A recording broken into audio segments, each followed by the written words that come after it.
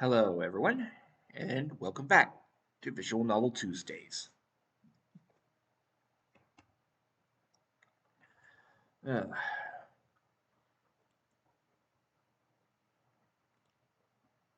it's time for us to play Phoenix Wright Ace Attorney, and hopefully we will be finishing it. Because, my god, I hate Rise from the Ashes, and I really don't want this to become my Superman 64.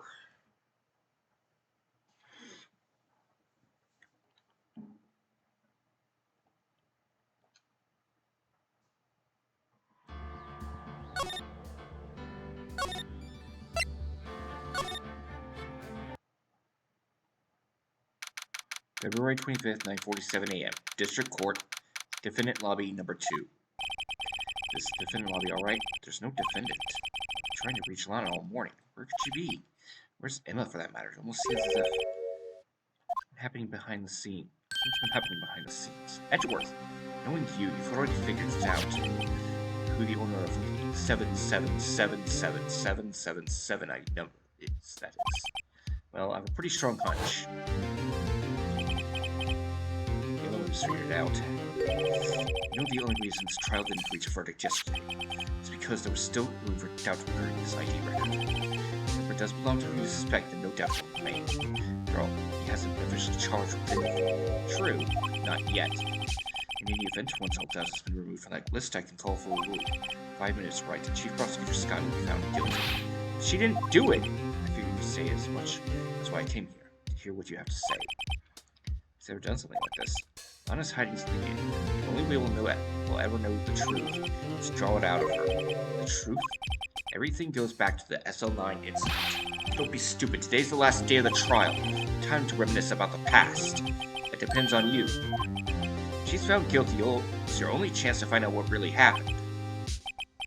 I'll think about it. See you in court, Wright.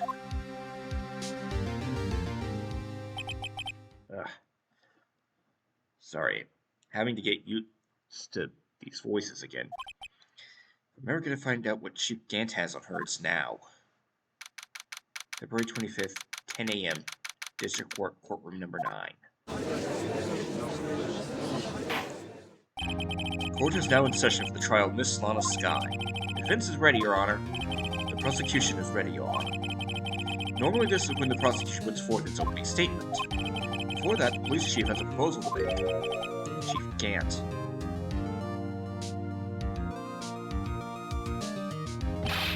Morning, folks. How's everyone doing? Hey, Udgy. Been back to the pool yet? No, I've been drowning enough as it is at my work. Oh, that's a good one. Don't think I can top that. Don't mind me asking, Chief, exactly what is this proposal of yours? Lana, that is to say the defendant, has asked me if she could speak directly to the court. She wants to do what? Having heard what she intends to say, I feel she should be granted her request. In the end, it should save everyone a lot of time and trouble.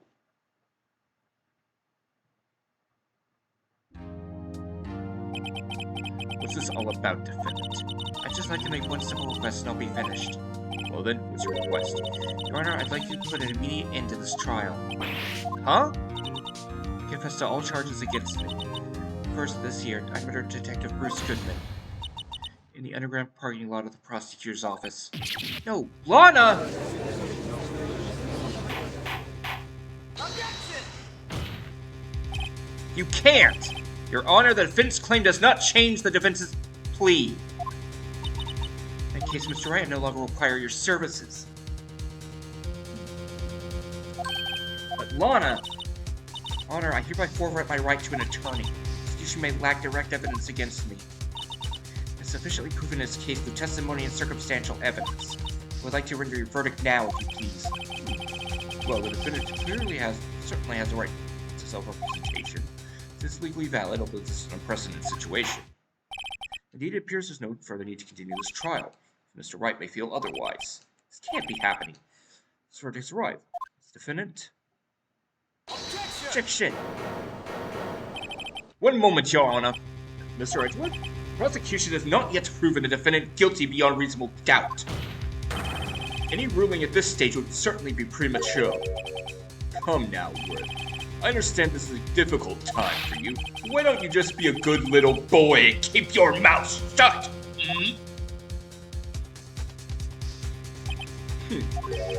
I don't think I care for your tone, Chief Gant. What? Creating another fabrication to cover up your past mistakes. Sorry, but I'm no longer the naive little boy you would have me to be. This sudden confession from the defendant, it's obvious to me some kind of deal was struck behind the scenes.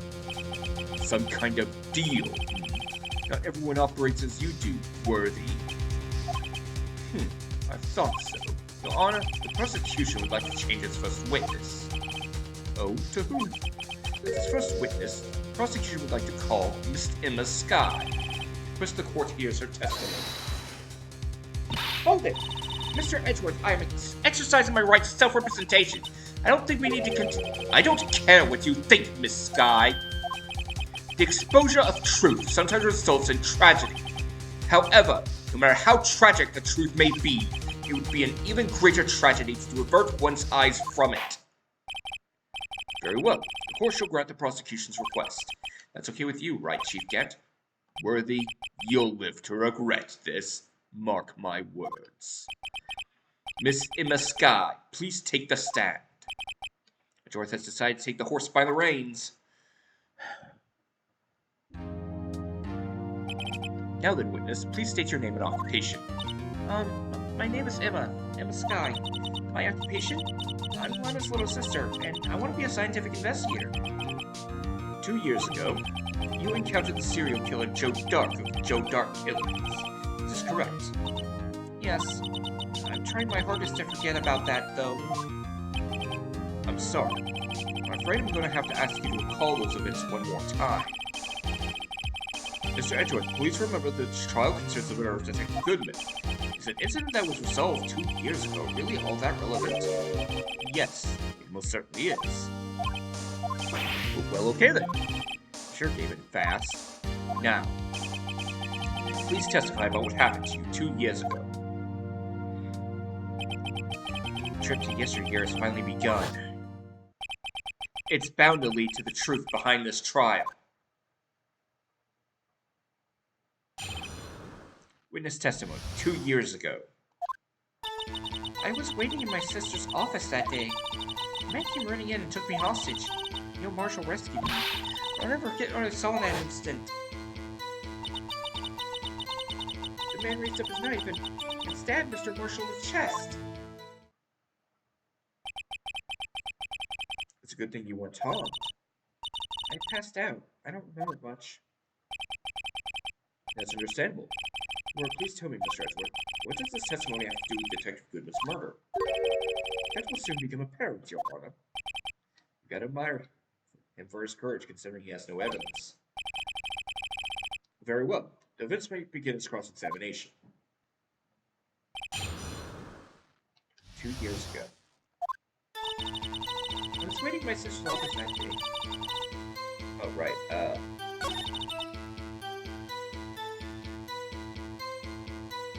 let me take a look at my evidence. Magic pen, it's autopsy report. Goodman's note on the cell phone.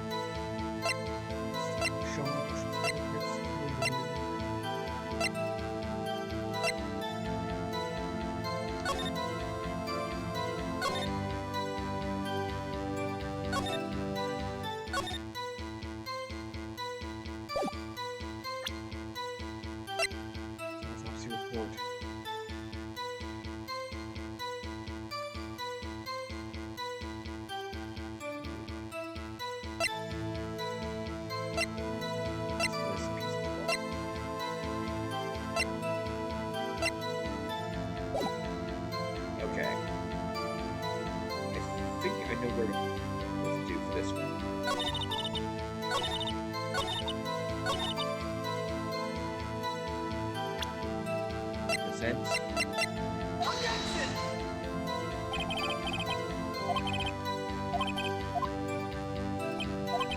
What?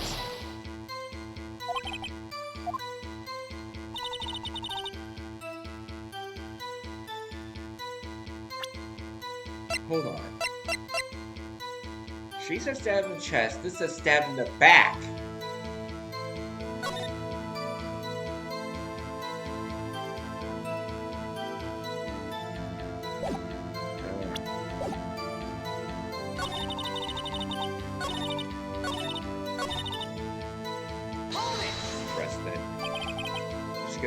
Was the detective at the police department, correct? Yes, she was second in command of the deputy chief of police scanned. My sister, she was the best detective ever. Yes, I remember. Deputy Chief Kent in the sky used to be quite the pair. We just shared the same office. That's right. I'd always sit at my sister's desk. I dreamed of playing that organ. I wanted to play it that day, too. Mr. Public the President's office held the ceremony that day. I was going to take dinner after she finished her work.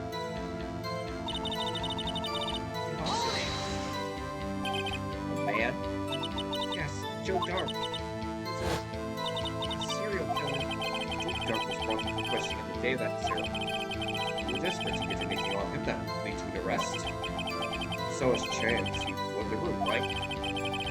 One thing the Dark proceeded to take the elevator. He must have been a panic because the elevator was going up. Maybe he ran into Sky Ant's office. There was a lot of noise coming from outside, so I opened up the door. I had a look. That's when I saw him. What was the prosecutor doing there? That day, there were two people present during Dark's question. Deputy Chief David Gant and Prosecutor Neil Marshall. So out of Gant. Neil Marshall was just to see if he could prosecute his role. Young and dedicated, he went straight to questioning about the ceremony. I assumed that would also be why he was the first to run out of the Dark. The Dark grabbed me. I thought it was as good as dead. And that's when Prosecutor Marshall came running in. I don't really remember what happened then, but we're still in an accident. Tell us about that? Mr. Marshall jumped on Dark. Just then, lights went out. Lights? Just about this time of year. There's a terrible storm going on, a lightning struck nearby. So electricity went out. Wait a minute. It was pitch dark out there. Should have been able to see anything, right? Right, but just then lightning flashed again outside. I took the flashlight and unforgettable image of seeing my mind. Detective about what I saw then. Detective? Yes, Detective Goodman was in charge of the case. She was convicted. She spoke to Detective Goodman about this 2 years ago? Yes. That's what's so scary about this trial. You told Detective Goodman what you saw. Yes, but at the time the words just wouldn't come out. That's why I drew a picture. Picture. Yes, I think she mentioned that before. Mr. Wright had heard enough. This picture the witness drew. I believe it has very important meaning. The list of evidence was given 2 years ago didn't contain a picture. Witness, would you mind if we added the statement to your testimony? Yes, Your Honor. Picture that sequence seems to have been lost.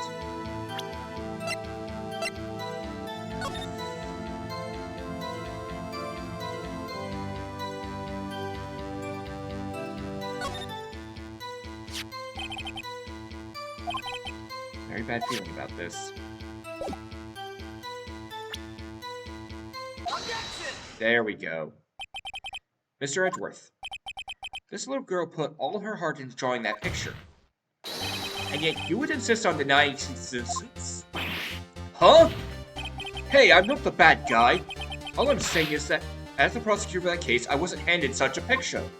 It may well be, but that doesn't mean it doesn't exist. Oh, this is the evidence list for the SL9 incident? Please turn it over, Your Honor. Turn it over? Okay. Oh, what's this? Yes, what is that? Hey, that's it! That's the picture I drew! Indeed, two men appear to be wrestling. What's the meaning of this? What are you doing with that list? Me? Only prosecutor in charge should have access to that list. Huh? These lists, they're different from each other. What? It would appear, Mr. Edgeworth, that the evidence list you were handed 2 years ago was incomplete. These two lists fit together to form one. They're torn apart from each other. So you see, Mr. Edgeworth, it's quite obvious what happened. 2 years ago, only half the evidence in that case ever reached you. What? What? Order, order! But, Miss Sky, why did you draw your picture on the back of such an important list? Because that's what Detective Goodman handed me in the questioning room, Your Honor. Wait a minute. This list was torn in half, and that means... Your Honor? Are you right, Mr. Wright? Your eyes are bulging from your head.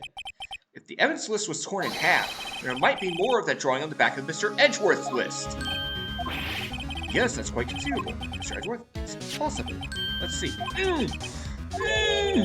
Something wrong? You would have to ask. Sorry, Your Honor. There is indeed something drawn on the back of my list. It's that thing.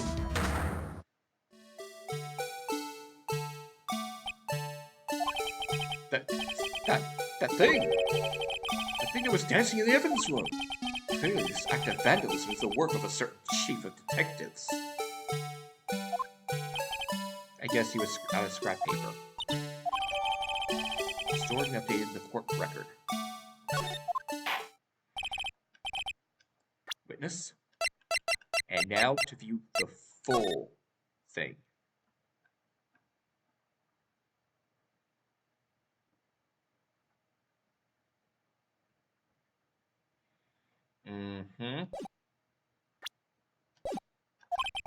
You please testify about this picture you drew 2 years ago. Huh? Oh, yes, sir, Your Honor. What's wrong with Emma? She's to be thinking about something when she's looking at that picture. This picture. This is the picture I drew 2 years ago. The flash of lightning was so bright, all I could see were shadows. That I must have fainted. The picture shows exactly what I saw in that instant. I think a flash of lightning could blur such an image in your mind. Thanks to that, though, she was able to show us exactly what she saw. Well, I don't see any contradictions here. It shows Joe Dark about the murder, prosecutor Neil Marshall. So we now begin his cross-examination.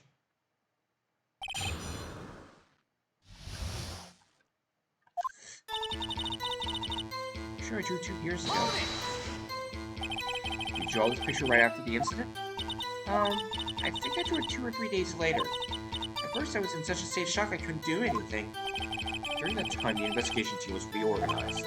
Detective Goodman was placed in charge, under the direction of Damon Gant and Ronald Scott. 2 or 3 days later, the murder should still have been fresh in our mind. Excuse me, witness. Can you please tell us why this picture was painted all black? The flash of lightning was so bright, all I could see were shadows. So at the time you didn't even know it was Mr. Marshall who had come to your rescue?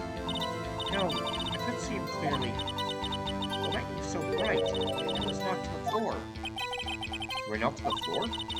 Dark had a tight grip on me, but when Mr. Marshall jumped on him, I was knocked away. I turned around, and that's when the lightning flashed. Or Emma? I just thought she was hurt. What happened after the lightning flashed? I must have fainted. You mean, you didn't see the actual murder take place? No, I'm sorry. The flash of lightning only drove off the darkness for a split second. Not only that, the trauma of the situation understandably caused the witness to faint. You really need to torture this girl any further. What? Hey, I'm not the bad guy here. Anyway, this picture shows exactly what I saw in that instant. Sorry for asking so many times, but are you sure you drew exactly what you saw? Of course, this is the exact scene. It wasn't influenced in any way from your talks with detectives. Are you insisting we somehow manipulated her memory, Mr. Wright? No, of course not. Better watch out. My friends already got my salary. I took this picture before I heard anything from the detectives. So I don't think anyone's story would have influenced me. Mr. Wright, is there something that's bothering you about this picture? Huh? Oh, well... That's strange. She knows exactly what it is. Yet, there's clearly a contradiction here.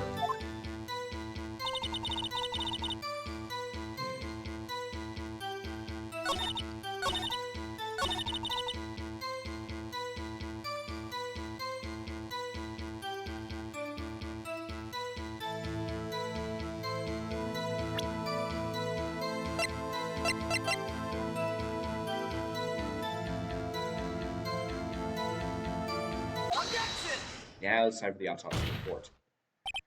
I hate to be the bearer of bad news, but this picture the witness drew contains a blatant contradiction. What?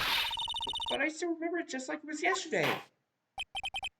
Mr. Wright, perhaps it would be faster if you simply pointed out this contradiction to us. Which part of this picture contains the autopsy report? It's the autopsy report. Take that! The contradiction, of course, lies here. Take a look at the knife the man is holding. Closely, you can see that its tip is broken. Even I don't have to look closely to see that, Mr. Wright. Mr. Wright, look at the evidence. See the murder weapon? Its tip is broken too.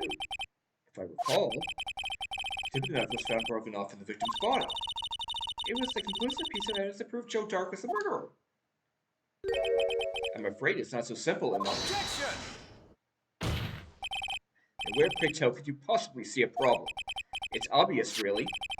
The victim suffered a single stab wound to the back. If the victim was only stabbed once, then the murder weapon should not yet be broken. Ah! What's the meaning of this?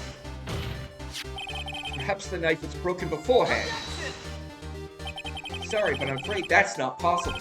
The tip of the knife was found inside the victim's body. If it was broken beforehand, it couldn't possibly wind up there. That's right. What does it mean? The tip of the knife was undeniably discovered within the victim's body. The only possible explanation is the witness's memory is mistaken. That's why I asked her so many times if we were sure she remembered correctly. I believe you were annoyed at the time, but sure she remembered correctly. But there's no other way to explain this inconsistency. Not so fast, Mr. Edgeworth. There is another explanation. Have you forgotten already? About a little something called falsified evidence? You're treading up the ice, right? All I'm saying is that this broken knife tip might be the piece of evidence that was forged. You can't deny the possibility. No. Ugh! Order, order, order! Are you saying the investigation really was corrupted? Your Honor, please allow me once again to go over the events that took place the day of the murder. The police department and the prosecutor's office were holding a ceremony that day. After receiving the King of Prosecutors Award at the ceremony, Neil Marshall questioned Joe Dark along with David Gant. During his questioning, Joe Dark fled the room. Prosecutor Marshall chased after him and was killed by Dark. It is my belief that somewhere in this story, there is a lie.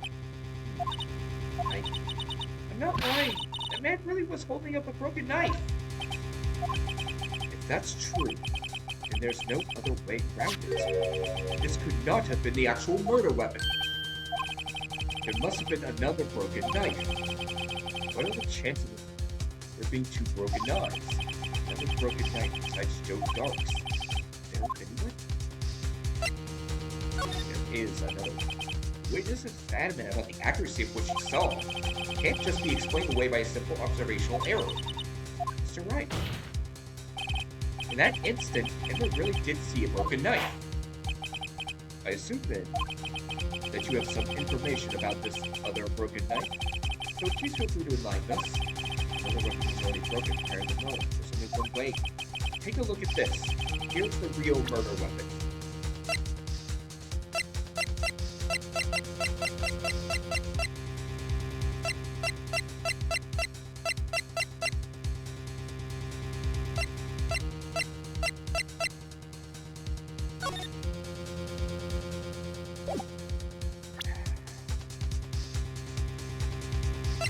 Might be the picture.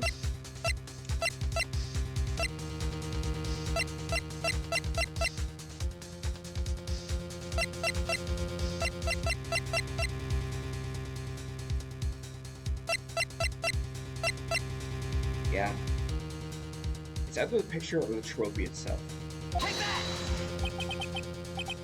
It's 2 years in the past. Right here inside this picture. This picture of the ceremony. Ah! What is it, Mr. Edgeworth? It's the broken murder weapon. Notice the award Prosecutor Marshall is holding. That's a broken knife. As we earlier concluded, the knife in the drawing was not Joe Dark's knife. That being the case, the knife the witness saw was in all likelihood from this award. Order, order, order! Neil Marshall was awarded King of Prosecutors that day. As an award, he was given this broken shield and knife. He chased after Joe Dark, he pulled out this knife. Being a prosecutor, he did not carry a pistol. This broken knife was the only weapon he had in this dangerous situation. But that can't be!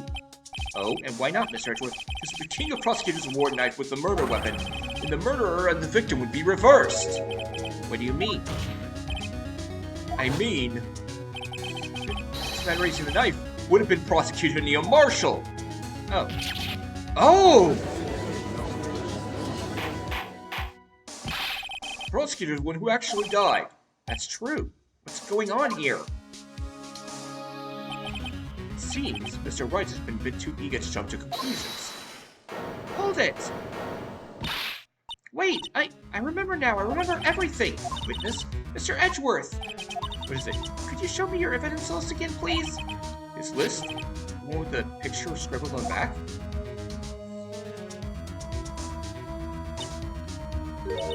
I knew it. This picture. I'm the one who drew it. What? You drew that? That's right. The list wasn't torn in half the time I drew this picture.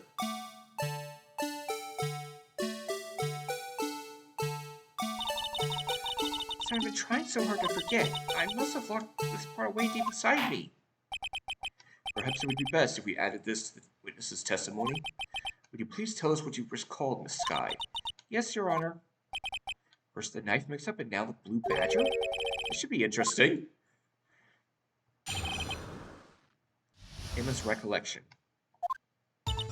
When I saw that man raise his knife, I panicked and rushed toward both of them. I think I knocked away the man with the knife. Then there was another flash of light. That's when I saw the blue badger. He wasn't in the room, but I'm sure I saw a shadow. This is certainly most unusual. Try impossible. The chief of detectives hadn't even designed him until this year. That would mean he didn't even exist 2 years ago. Yes, well, the defense made no cross-examination. Hold it! Stop! Please! Don't pursue this any further! Lana! What's the meaning of this? Please remain seated in the defendant's chair. You can't do this! I've already confessed to the crime! Why can't you just leave it at that? Chief Prosecutor Sky, we've already come this far. It's too late to turn back. Silence. The defense will now begin its cross-examination. Bailiff, please detain the defendant. Seems we're finally getting the core of the matter. Emma's recollection.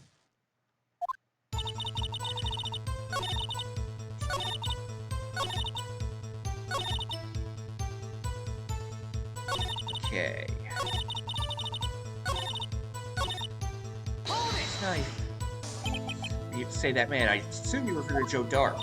Yes, at least I think it was him. You think? All I could really see were shadows. Power outage that he preceded the incident. It is also documented in the prosecutor's office records. So then you... I had to rush toward the both of them. Why would you do something so dangerous?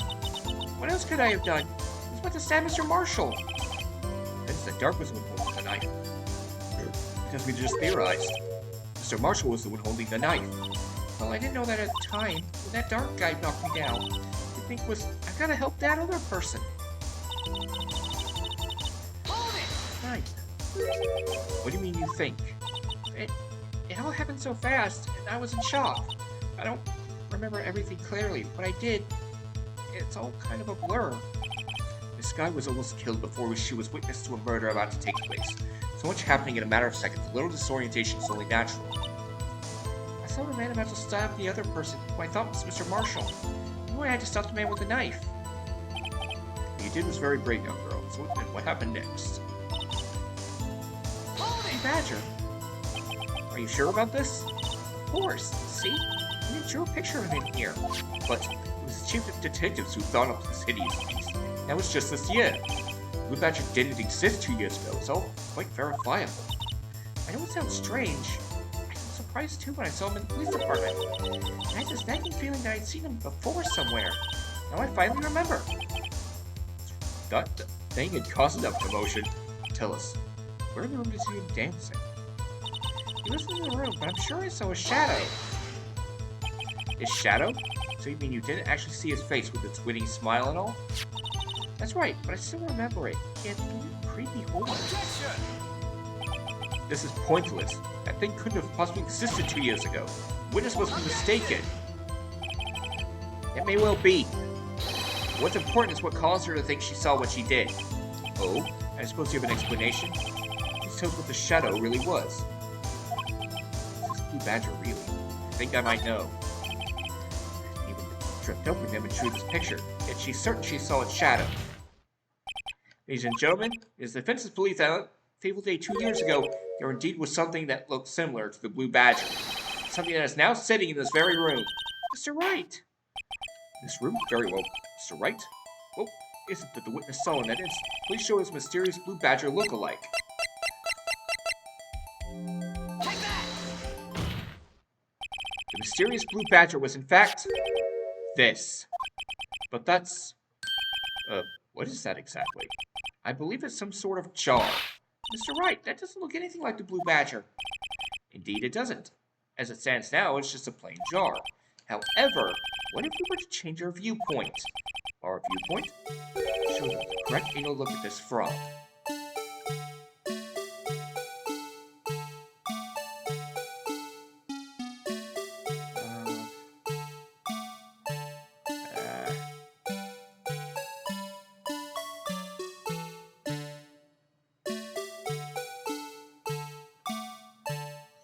I know there's a specific angle we need to look at it from.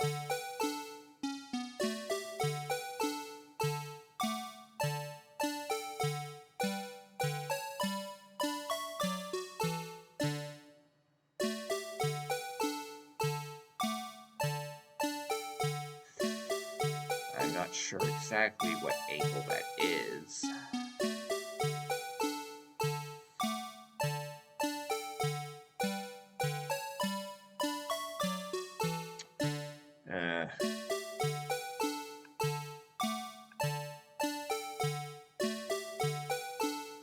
Thing is, the 3 parts are... I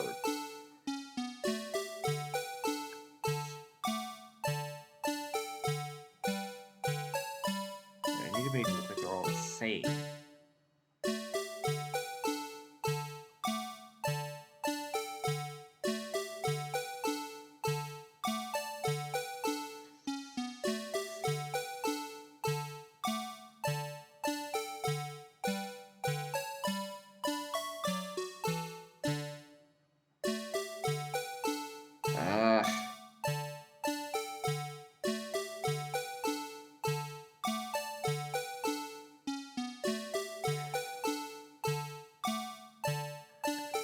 I may need to actually look this up because I don't remember what the correct angle is.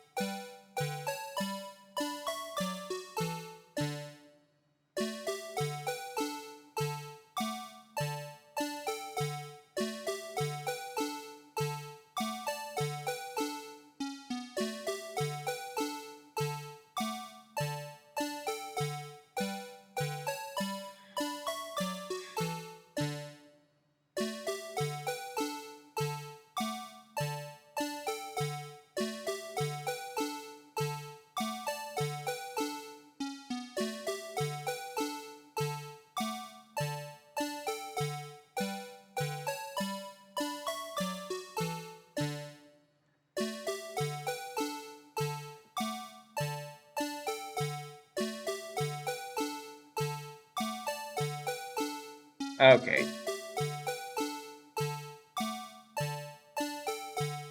That's the one.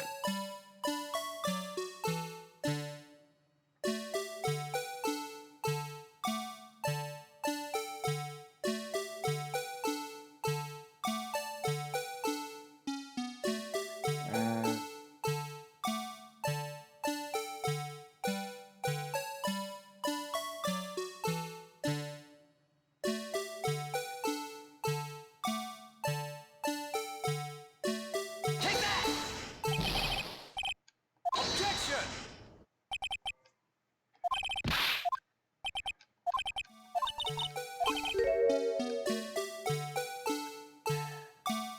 okay, I see the correct angle now.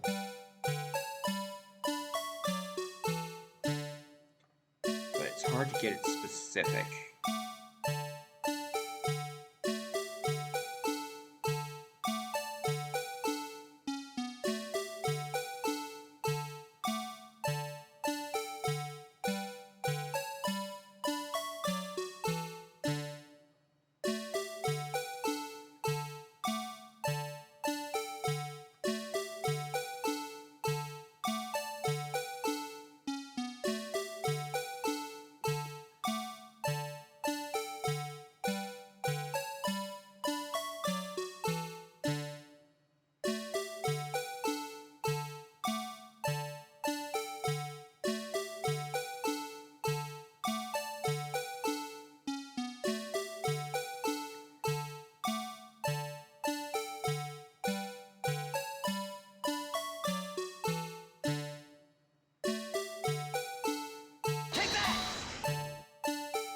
There it is.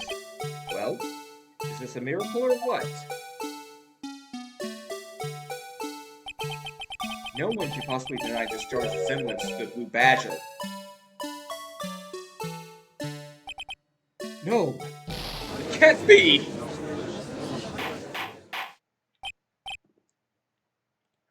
Order! Order! The defense has proven its claim. The mysterious Blue Badger witness on the day of the crime was actually this. Although we all enjoyed Mr. Wright's dramatic performance, one question remains. What's your point? What do you mean? So that Badger thing was actually just a jaw. That doesn't change anything. I'm afraid that's where you're wrong, Mr. Edgeworth. You see, this changes everything. Indeed? Very well then, please tell us. What's different now that we know the witness saw this jar?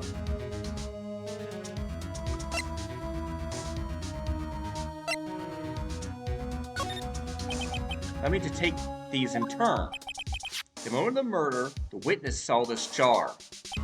At a very specific angle, I might add, Mr. Wright. Yes, well, knowing this, where could she have seen this jar? Where? The location of the jar is shown in a picture taken on the day of the crime. It's on a shelf in the office of David Gantz. The body was found lying near Lana Sky's desk. So testified herself. Yes, and it's these two facts that reveal what actually transpired. You see, the struggle between Dark and Marshall did not take place in Lana Sky's office, but on the other side of the room in Chief Gantz's office. Are you implying the murderer moved the victim's body? David Gantz's office to Lana Sky's office? Yes. Why would he do that? There's no such reason. Exactly. If there wasn't a reason, he wouldn't have gone through the trouble. The only logical conclusion is that there was a reason. Do you know what that reason was, Mr. Wright? I finally figured it out. This is why Lana tried to stop the trial. It's too late to quit now, though. Please recall the witness's testimony. She said she knocked away the man who was holding up the knife. The next instant, the jar was hit and flew through the air. Now tell me, what could have sent the jar flying? There would have to have been the impact the man made when he was knocked into the wall. Ladies and gentlemen, if I may draw your attention to this picture once more. The man was knocked in the direction of the shelf the jar was sitting on. What would he have hit? Ah! The suit of armor, holding a very sharp and dangerous looking sword. Yes, And since that the man who was knocked into the broken armor was carrying a broken knife, he would have had to have been Neil Marshall, wielding the King of Prosecutors trophy. No, Mr. Wright, you can't be thinking. Yes, there is another possibility of what actually transpired in that ring. Another possibility? Possibility. My voice is all over the place. Of course the perpetrator would have had no idea, but nevertheless. I don't know if I can go through with this. Mr. Wright, what's the matter? If events took place as the defense theorizes, then the outcome is obvious. In that moment. Assuming the man in the sky knocked away was actually Prosecutor Neil Marshall.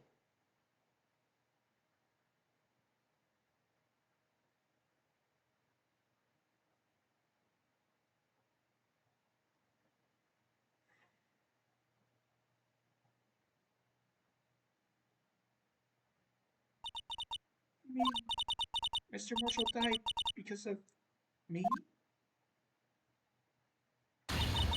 No! Thud.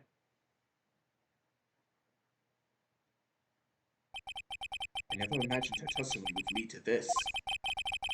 So was the witness who took the victim's life, and then proved so with her own testimony. This is unprecedented. Objection! What are you saying? I'm sorry, Miss Guy, but given the circumstances, Joe Dark, Prosecutor Marshall! How can you think it was Emma? How dare you try to pin the crime on her? Imagine that coming from you. If you recall, it was you who admitted to forging evidence 2 years ago. The reason you moved Prosecutor Marshall's body was to keep anyone else from finding out about what Emma did, wasn't it? I assure you, Mr. Edgeworth, I have no idea what you're talking about. If you have hoped to have anyone believe your insane allegations, I'm afraid you're going to have proof. Tell me, you have any conclusive evidence that proves my sister killed Neil Marshall? Evidence? I'm willing to bet you don't. Yes, it certainly would be difficult to prove with this with evidence. If you don't have evidence, then we'll have to rely on testimony. I'm afraid that won't work in this case. Both parties involved in the incident are dead. You certainly can't get dead people to testify. Technically, you can, but not because Maya's not here. This has been a wild goose chase from the beginning. Touché, Miss Sky. Of course, that only leaves us with one possibility. You mean there's still another possibility? What do you mean, Mr. Edgeworth? I mean the possibility that the victim has left us a message. Better or worse, Mr. Marshall did not die instantly. He may have left behind the name of the person who took his life, one manner or another. That's impossible. Well, Mr. Wright, this is the only possibility left to you. A message from the deceased. Does such a message exist? Back on the court record. His name. Left behind. This message from the deceased is already in our possession. Mr. Wright, you stop at nothing to prove my sister a murderer? Do not be mistaken, Miss Sky. Our purpose is not to accuse Emma of any crime. There's only one thing we seek, the truth, no matter how painful it may be. Now then, Mr. Wright, please show us the piece that conveys a message from the deceased.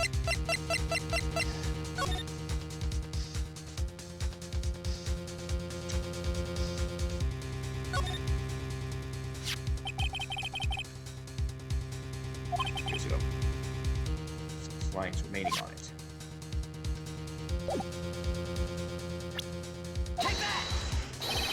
This is the message left by the deceased. It's that blue badger from before, right? Oh, is he just gonna speak the killer's name? That thing could, I'm sure it would. Looks like everyone's forgotten this is just a jar. A message was left here, on the surface of this jar. What do you mean? If you look closely, you can see a faint trail of blood on this jar. Looks like someone wiped the blood away. Yes, but notice, for some reason, the blood on some of the fragments was not wiped away. Yes, there's a line here drawn in blood. So what you're saying is these dots were once lines. Prosecutor Marshall did not die instantly. He used a few precious moments left him to leave behind a message. One that someone apparently wiped away. The blood must have seeped in the jar where the lines changed direction. Precisely so. All we need to do is connect these points, and the victim's message will become apparent. No! Mr. Wright, what kind of message did the victim leave for us? Your Honor, I believe these bloodstains will reveal us the answer. Written given the circumstances, his murderer's name.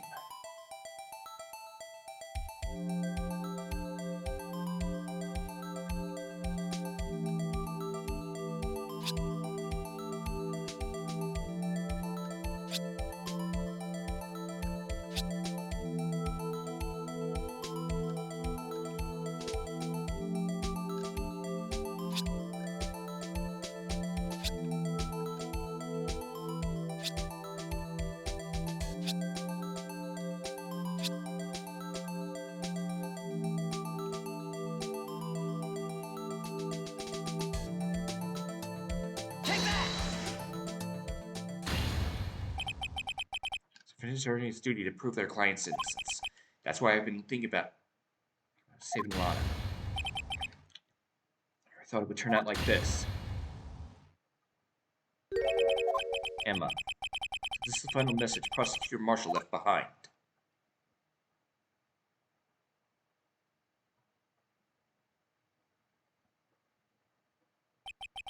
Of all people, she may not have meant it, but in the end, the one who took the victim's life was Emma Skye.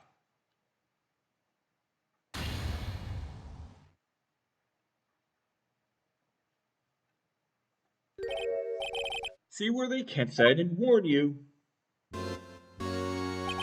She began. You understand the implications of what you've done? What? What are you talking about? 2 years ago, Joe Dart was sentenced to death. He was convicted because of his final murder. I believe you were the prosecutor in the case, were you not? Ah, yes, Worthy. Because of you, an innocent man was sentenced to death. Not only that, but you used forged evidence to ensure his conviction.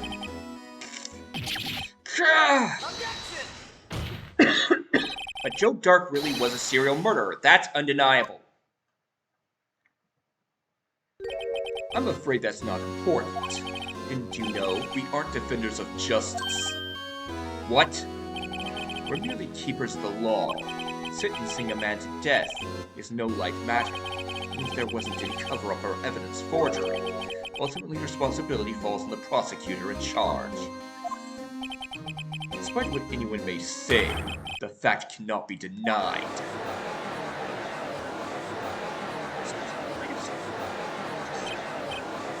Order! His pounding fell on deaf ears. The judge declared a recess. Trial is headed, no one knows. To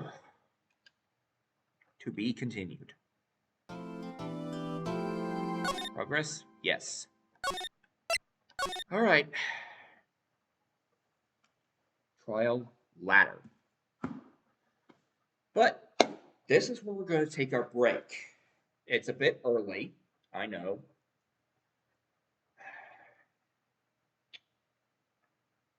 But if we continue on, we're going to go way past it. This is a good stopping point for our break. So, get up, stretch, get something to eat, get something to drink, use the bathroom, do whatever you need to do. I'll see you all in a few.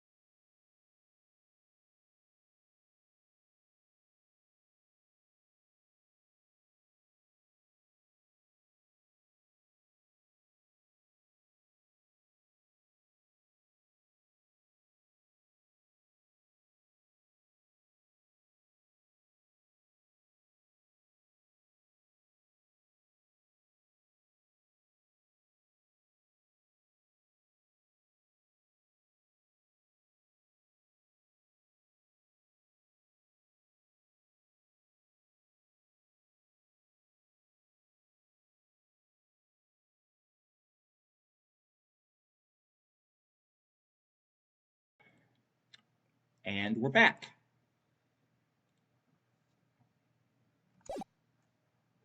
Let's finish this game. Because this is the last segment. I don't remember how long this is, but there will be no breaks. Sorry, Edgeworth. I didn't mean to get you in trouble. Don't worry about it. This is my problem, not yours. Hope I'm not overlooking anything, pals. Oh, yes I am. I'll come back later. Wait, Detective Gumshoe, what is it? You got a lot of nerve, pal. Make it time to run all around while on duty. After all, if you call me here, you seem happier people at funerals. I take it Lana's having you run errands again? Let me tell you this last time, pal. Here, she asked me to give this to you if there was a break in today's trial.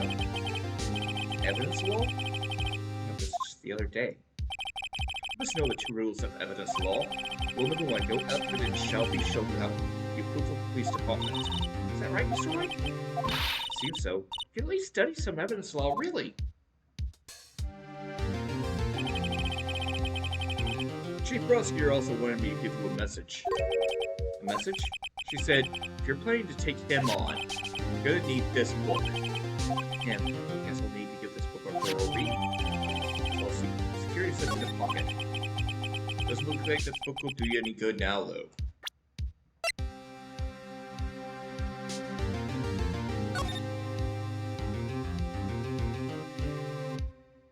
Must be relevant to the case on trial.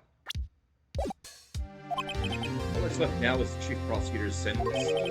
That's where you're wrong, Detective. Huh? Haven't you figured it out yet? Why I'm still sitting in that prosecutor's seat, despite all these allegations being thrown at me? Mr. Edgeworth, the real trial today hasn't begun yet. What? What else is there left to do? The credibility's all but ruined with this forged evidence you were unaware of, and the sky found out she unwillingly caused the man's death, and now you're telling me you want to do more? You gotta be kidding me, pal! You're missing the point, Detective. Lana didn't murder Detective Goodman. She merely stuck a knife into his dead body. That means the real killer is still out there. What? We're gonna expose him, no matter what it takes. These cases hurt too many people. It's time to bring it to an end.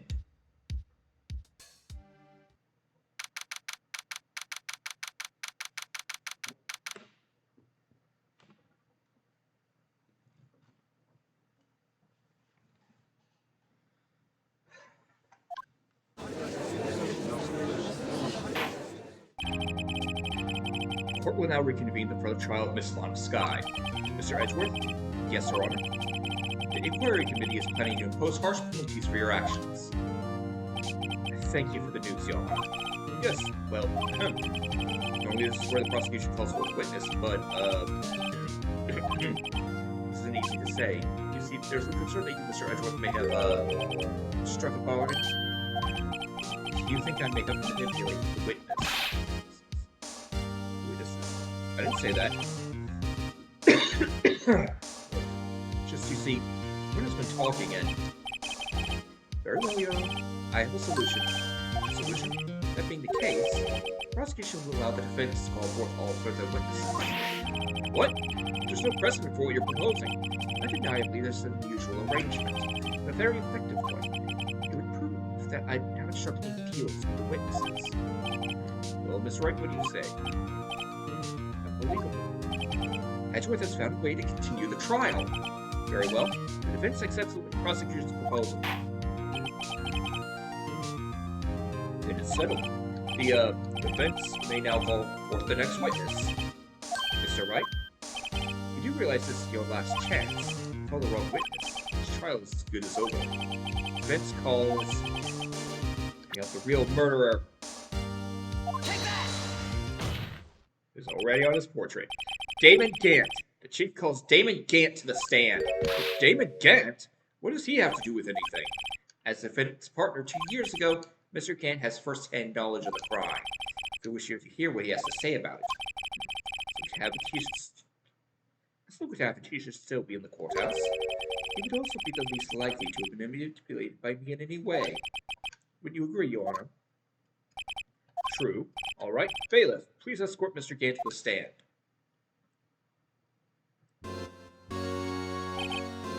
witness, please state your name and occupation. What is this, some kind of practical joke? I was just on my way to lunch. Your name and occupation, sir. Worthy, are you really sure you want to do this? Your name and occupation! So, want to play hardball, eh? Please, Mr. Gant. Fine. My name is Damon Gant. I'm the acting chief of police. Now then, Chief Gant, court requests to hear your testimony. Oh, righto, what's with the grim face? First, let's clear up this LSL9 incident. Oh, you mean the time when Lana's sister murdered that prosecutor? Personally, I think it's been made pretty clear already. There's still some things unaccounted for. Oh, like what? Like the role you played in all this. Son, either you're very brave or very foolish. You are aware, of course, that the police chief has all kinds of weapons at his disposal. Weapons? Sure, take my testimony for example. I don't have to give it if I don't want to. What? Is that true? I'm afraid so. The chief of police has the right to refuse to testify. Of course, such an action carries with it certain risks. Don't worry, I'm not here to hinder your trial. Just remember, if this turns out to be a big waste of time, don't say I didn't warn you.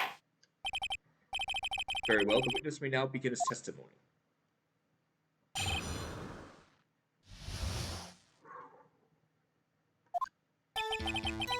As I recall, Neil and I were questioning him that day. To make a long story short, we slipped up. That power outage didn't help either. When I went to my office, I found Lana there. Apparently she had already arranged the crimes. As you can see, I had nothing to do with the forgery. Is that when Dark was arrested? Him? He was lying on the floor unconscious.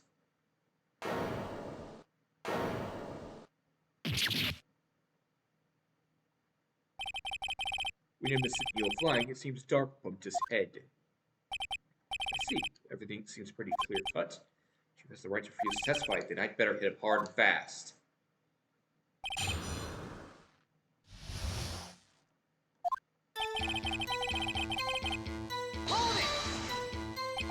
As I recall, a certain ceremony was held at the police department that day. Yes, that's right. I guess you could say I'm a workaholic. After winning his award, Neil was all fired up too. That's probably what spooked Dark and made him run away like that. Was the defendant Lana Skyhook also present in the room? I don't quite remember. At the very least, she wasn't there when Dark ran for it. To make a long story short, we slipped up. That power outage didn't help either. I think I'm mixing up their accents. So the two of you ran immediately after him, right? That's right, but Dark made it to the elevator first. So Neil and I split up. He went upstairs and I went downstairs. I guess you could say he got lucky. What's this about a power outage? Oh, that. The elevator stopped all of a sudden. I got the shock of my life. Well, probably not as shocked as Neil was when that knife went into his heart, though. It's not funny. When I went to my office, I found Lana there. Tell us what you saw. It was a shocking sight. Neil and that serial killer were lying in a heap on the floor, all taken together. Dark was also lying collapsed. Dark was also lying collapsed on the floor? Because apparently he hit his head and was knocked out. Next to them were those two poor girls. Lana and Emma. Lana was cradling Emma in her arms. Looking back at it now, she must have already known what her sister had done. Clearly she'd already arranged the crime. How can you know that? Because of the victim's body, it had already been moved. So that means... You found the body near Lana's desk. That's right. I think you said earlier, with my suit of armor. That really stabbed the prosecutor? Yes. Anyway. See, I had nothing to do with the forgery. So you're saying, the forgery had already taken place by the time you arrived at your office? That's exactly what I'm saying. I understand how Lana must have felt. Moving a body and hiding evidence are inexcusable no matter the circumstances. That's how it really went down. Staring at the witness won't do you any good, Mr. Wright. If you're going to stare at anything, you better off searching for his record. Were they always a smooth talker? Evidence tries against the forgery. He admitted to forging evidence. That can't be the whole truth. That's what we can't be evidence.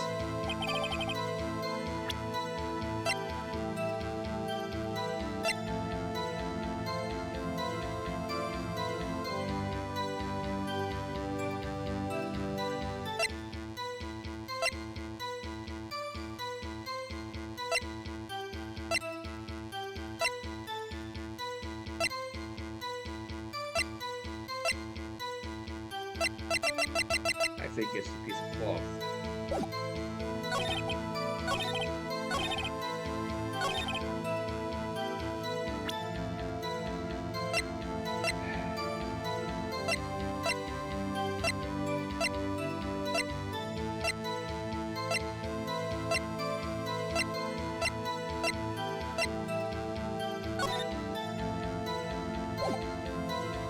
It could be a record, but not at that point yet.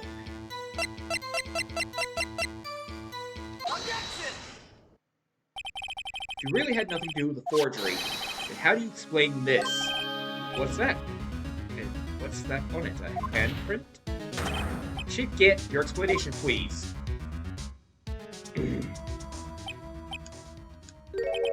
I don't know. You tell me, son. Huh? My dear Wright, don't you know the second rule of evidence law? Uh-oh, not this again. Evidence law. 2. Unregistered evidence must be relevant to the case on trial. How is that rag relevant to this trial? The defense was not prepared. This piece of evidence.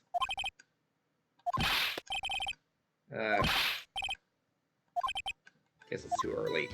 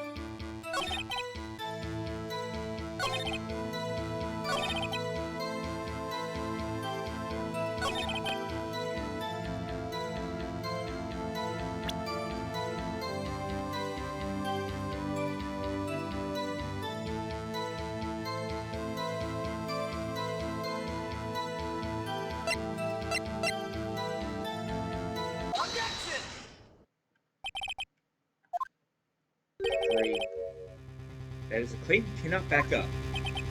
Explain yourself. Several pieces of evidence were found in your office. Take this list, for example. That's the list this guy drew a picture on. This was discovered in your desk. Not only that, but a piece of this jar that was sitting in your office was found inside your safe. It was found where? See, Chief Gant, these articles of evidence uncovered in your office are both concrete proof that you were also played a part in the legal investigation. Chief Gant, what's the meaning of this? Oh, Here's a defense attorney who may even rival Worthy.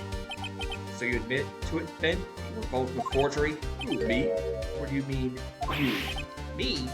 Why would I have anything to do with that? Well, you were the one who snuck in my office when you found this evidence. The only ones capable of forging evidence, you know. Defense attorneys can do so too. Right, However, Detective Gumshoe was present during the investigation.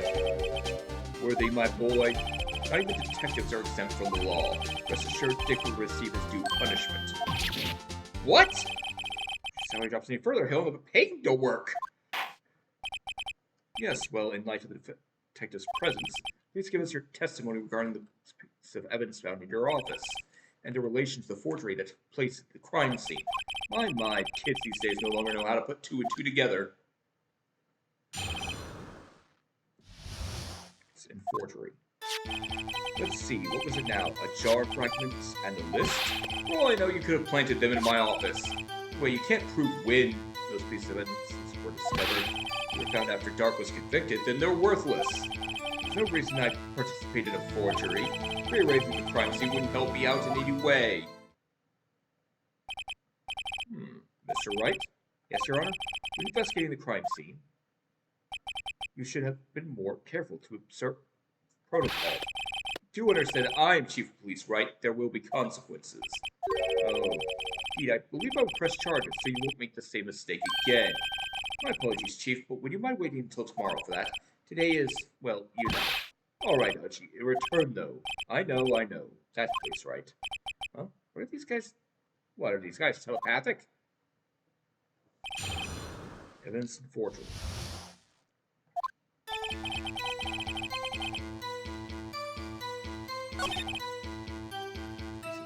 Discovered. Worthless.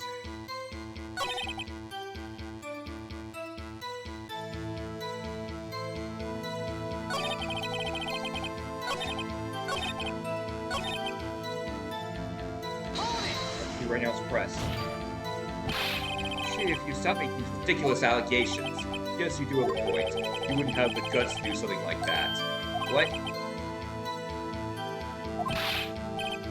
Say, you didn't carry in the evidence, can you? I'm sure you're gonna need it later. Later? What are you talking about? What else? I'm talking about when Wright's prints are found. If they're found inside my safe, that they would prove his investigation was illegal. You're facing as slimy as this guy.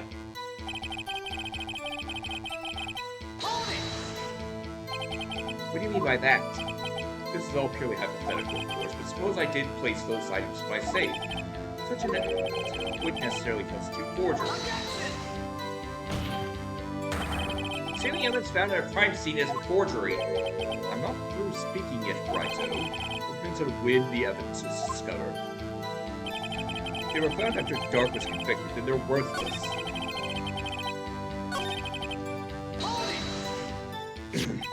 Saying this jar fragment wasn't discovered at the initial investigation?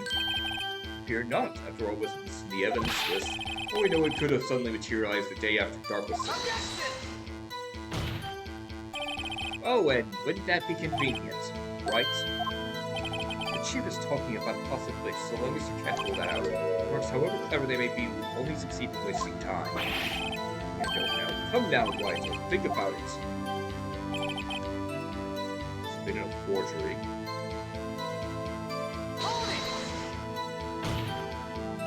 How can you look me in the eye and say that? Because I'm innocent. Remember, who wasn't that murder, Neil? I'm sure I kept the word murder here. You're here for the end of a Mr. Marshall's unfortunate demise was in the sky. Well, now do you see? Me out in any way.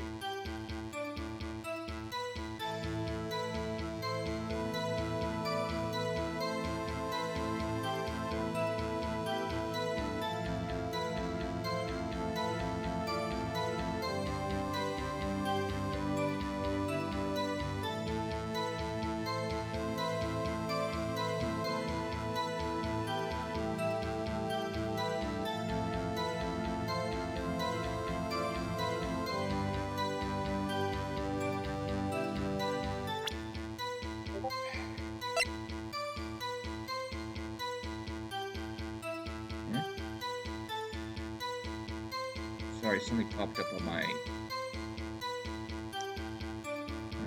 Discord. Okay.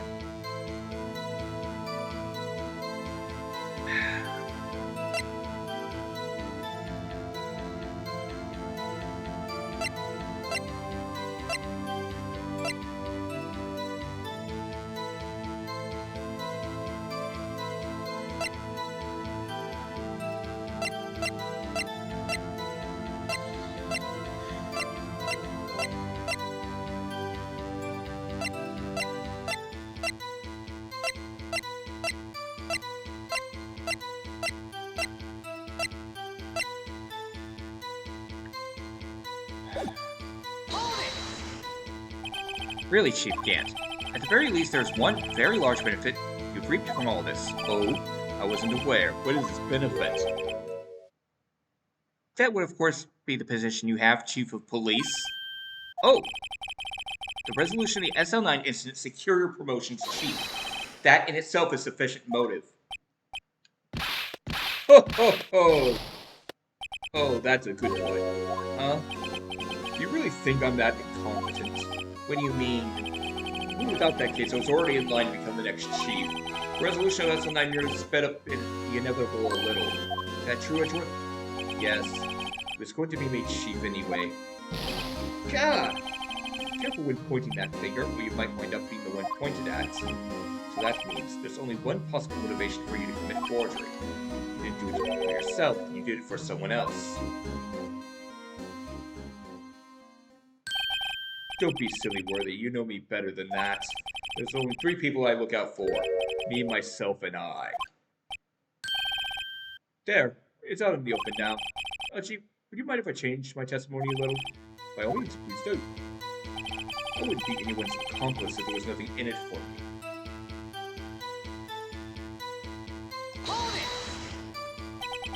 Nothing in it for you.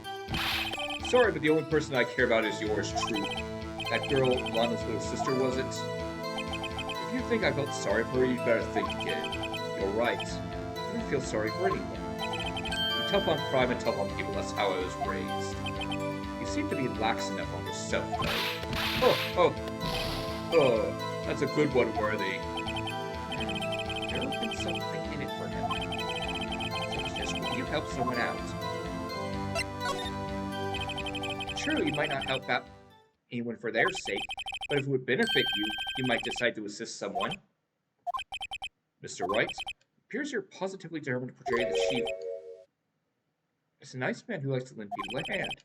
That's not what I mean. Very well then, who is this person you believe Chief Gant may have helped forge evidence? Take that! Chief Prosecutor Lana Sky, the defendant? I believe it's quite obvious in light of the circumstances. Emma Sky fell victim to an unfortunate series of events. Who would want to help her more than her own sister Lana? And as for Chief Gant, he would also have a reason to help Lana if she asked him to. That reason, of course, is self-profit. Self-profit? What do you mean? After the SL9 incident was resolved, Lana Sky was appointed Chief Prosecutor of the Prosecutor's Office. The person who arranged this job change was you, Chief Gant. But how would he profit from all of this? He would be able to use the Chief Prosecutor as a puppet. Essentially, he would acquire unchecked authority over all investigations. You mean to tell me, despite the Chief's formidable appearance, he plays with puppets? Oh, wait, you mean puppet as in someone forced to do his bidding. Never mind. Okay, that was funny.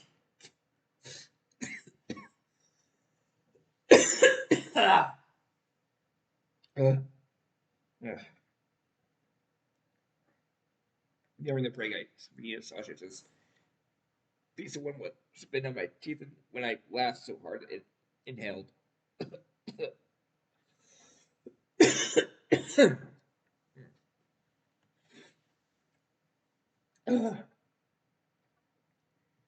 Admit it, Chief. You assisted Lana Sky in forging evidence. Your motive to appoint her as chief prosecutor so you could control her. Right, oh my boy, you have quite an imagination. Let me ask you something. What? Do you have any proof of this that I controlled Lana? For example, is Lana testifying I've done such a thing? Lana, keep quiet, detective. There's no way she'd testify against Gant. Bring with any proof this all amounts to nothing more than mere conjecture. Unless... That's also what happened in this incident. Sorry. This incident? Or which one would that be? Of course I'm talking about... the murder of Detective Bruce Goodman. The chief prosecutor has been acting strange throughout this entire trial. Almost as if someone has been controlling her.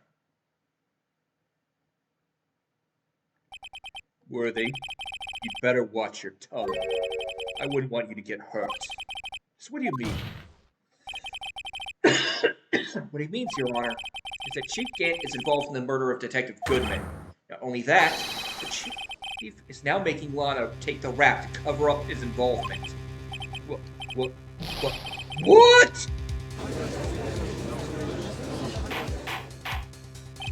Order! I said order! Mr. Wright, you can't be serious. Huh? This is an affront to the highest ranking officer in our law enforcement agency. He's the chief of police of blackmail and murder? That's impossible! Your Honor, I was merely reiterating what Mr. Edgewood said in easier to understand language. It's too late, Mr. Wright. There's no turning back for us now. He's the one who decided to go through with this. You prove this, Mr. Wright, that the chief, a high-ranking officer in the law, is involved in this murder. Good question. Regardless of his rank or type, Chief Gant is just a man. The question is he a criminal? I believe the evidence would tell. I see. Alright then. Better be good. That ties Chief Gant to the murder of Detective Goodman.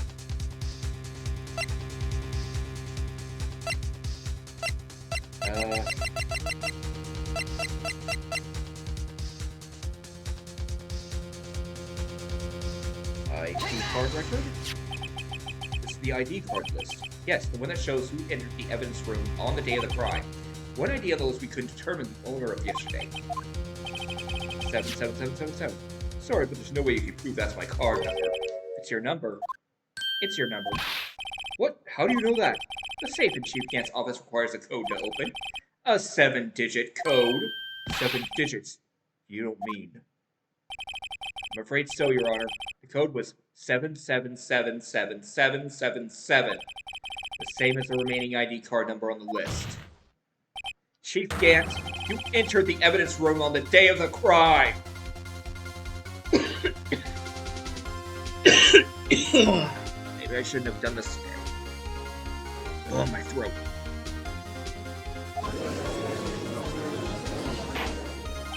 Order!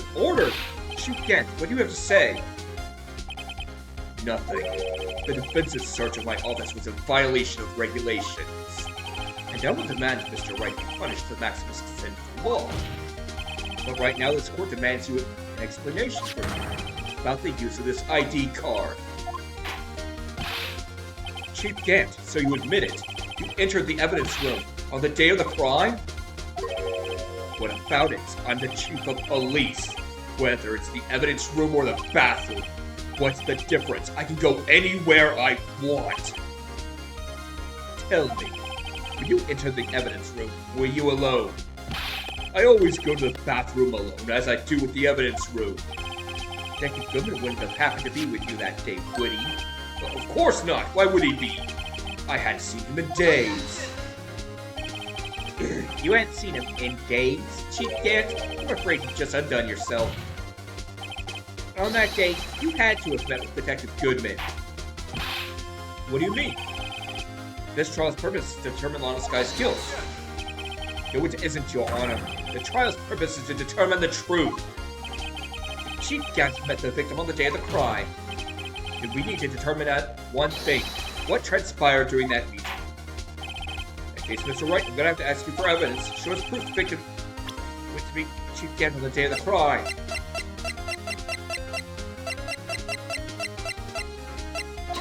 The lost item report. Lost his ID card the day of the crime. Or to be more accurate, Jake Marshall stole it. So Detective Goodman filed out a lost item report. You would have had to give that report to the Chief of Police. If you were in possession of the report, it means you can't be sure if he filed it. He filed it. How do I know, you ask? Because he needed to enter the evidence room that day. He needed to? Yes, to transfer the evidence out. Oh! Detective Goodman took the form to you, Chief Gant. Then, you accompanied the detective to the evidence room. I accompanied him? There's no other way the murderer and Detective Goodman could have entered the room. Hold on, let me guess what you're going to say next. I, the Chief of Police, murdered poor Goodman. Exactly. But wait! The Chief didn't necessarily need to accompany him to the evidence room. He could have just lent him his ID card. Yes. Now that you mention it. Objection! That went too fast for me. Sorry, but that's not possible. According to the record, your card was only used once. You showed us ID card earlier. If you had really lent it to Detective Goodman, it would have been found on his body. No! Chief Gant, you didn't! The murder was most likely a spur-of-the-moment crime. No one in their right mind would choose the police department as a place to commit murder. After the murder, you contacted Lana at the prosecutor's office. Why? To dispose of Detective Goodman's body, of course. You're forgetting, Mr. Wright. Forget, Mr. Wright. The victim's body was discovered in the prosecutor's office parking lot. How did you manage to move it there? I was at the police department the entire day. And wasn't aware that Lana stayed at the prosecutor's office after the ceremony. When except me, it seems. Still, you're the chief of police. You have an entire police force at your disposal. Oh, you see, I just ordered an officer to do it. Hey, you, take this here dead body with the prosecutor's office. I don't think so. Chief Gant, you left all the evidence we need to prove how you moved the body to the prosecutor's office. Well, this time I thought it was just a useless clue that just taking up space. No, the chief removed the body. Mr. Wright, show us this evidence. To move the victim's body, Chief Gant used this.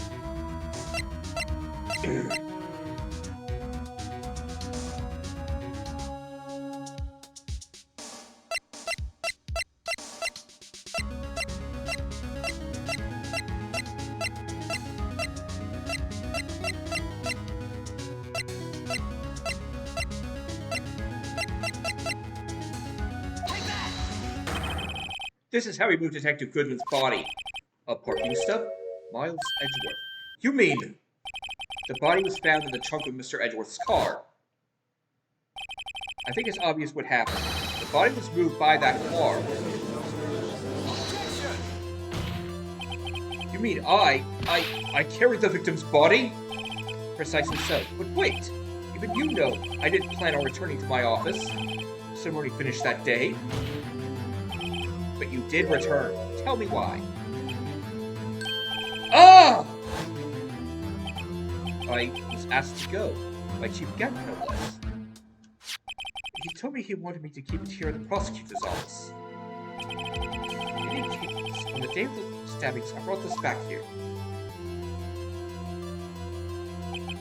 So you see, what you were really taking to the prosecutor's office wasn't the screwdriver, but the victim's body in your trunk. The victim's body was carried in the trunk of Mr. Edgeworth's car. Yes. Unless, of course, you have another explanation sheet. Why else would you have asked Mr. Edgeworth to transport evidence from a closed case? There's only one plausible explanation. To transport the body to your accomplice, Miss Lana Skye. Order! Order! Order! What's going on here? Is there no room for rebuttal to the defense's outrageous accusations? Think back to the photograph Miss Starr took at the prosecutor's office. This was not a photo of the body being stuffed in the trunk to be taken away. It was exactly the opposite. It's a photo of the body being taken from the trunk. Chief Gant, please say something. I believe... Your time's up. My time's up. Sorry, Righto, but I'm having lunch with the District Attorney General after this. We have to get going if we're going to make it in time for the early bird special. But the cross-examination isn't finished yet. Remember what I told you earlier? Police chief has all kinds of weapons at his disposal. Weapons? Like the right to refuse to testify. I'm invoking that right now. What? This is not a right to be casually invoked. There are certain risks to be considered. So you're going to just run away after all this? Run away? Don't make me laugh, Worthy. I stabbed old Goodman, that's what you're saying, right? But if you had any conclusive evidence, you would have presented it by now. Well, You think I had Lana dispose of the body? If so, then show your proof and get it over with. I'll say it again, Mr. Wright. Damon Gantz is the current chief of police. This court will not tolerate any accusations against him without concrete proof. Well, Mr. Wright? Your Honor? Do you have any concrete proof? Proof that Chief Gant murdered Detective Goodman and made Miss Guy dispose of his body. Do I have any concrete proof?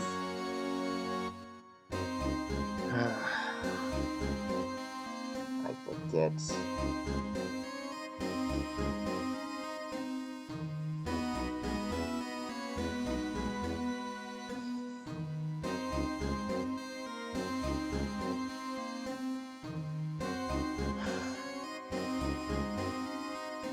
Let me check the tort record.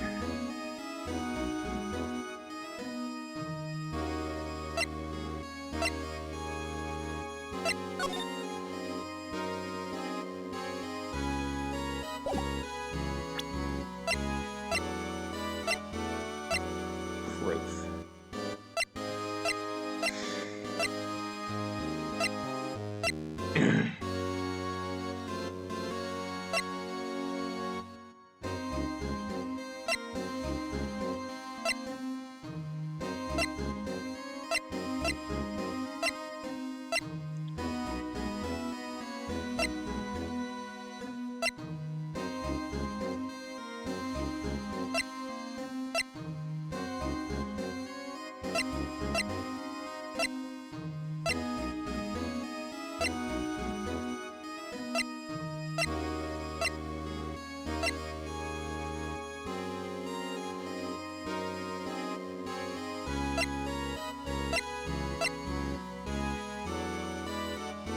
I'm gonna have to check this.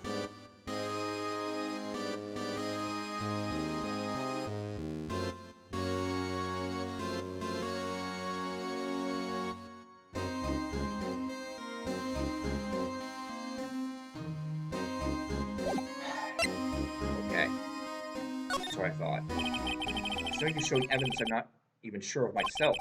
No, Your Honor, at present I have no conclusive evidence. See, G? In that case, this court is forced to penalize you for your allegation against the chief. What? Here's a tip. Never gamble when you can't afford to lose, Righto. Seems that Lady Luck was on my side again today. Okay, Achi, I'll leave the rest to you.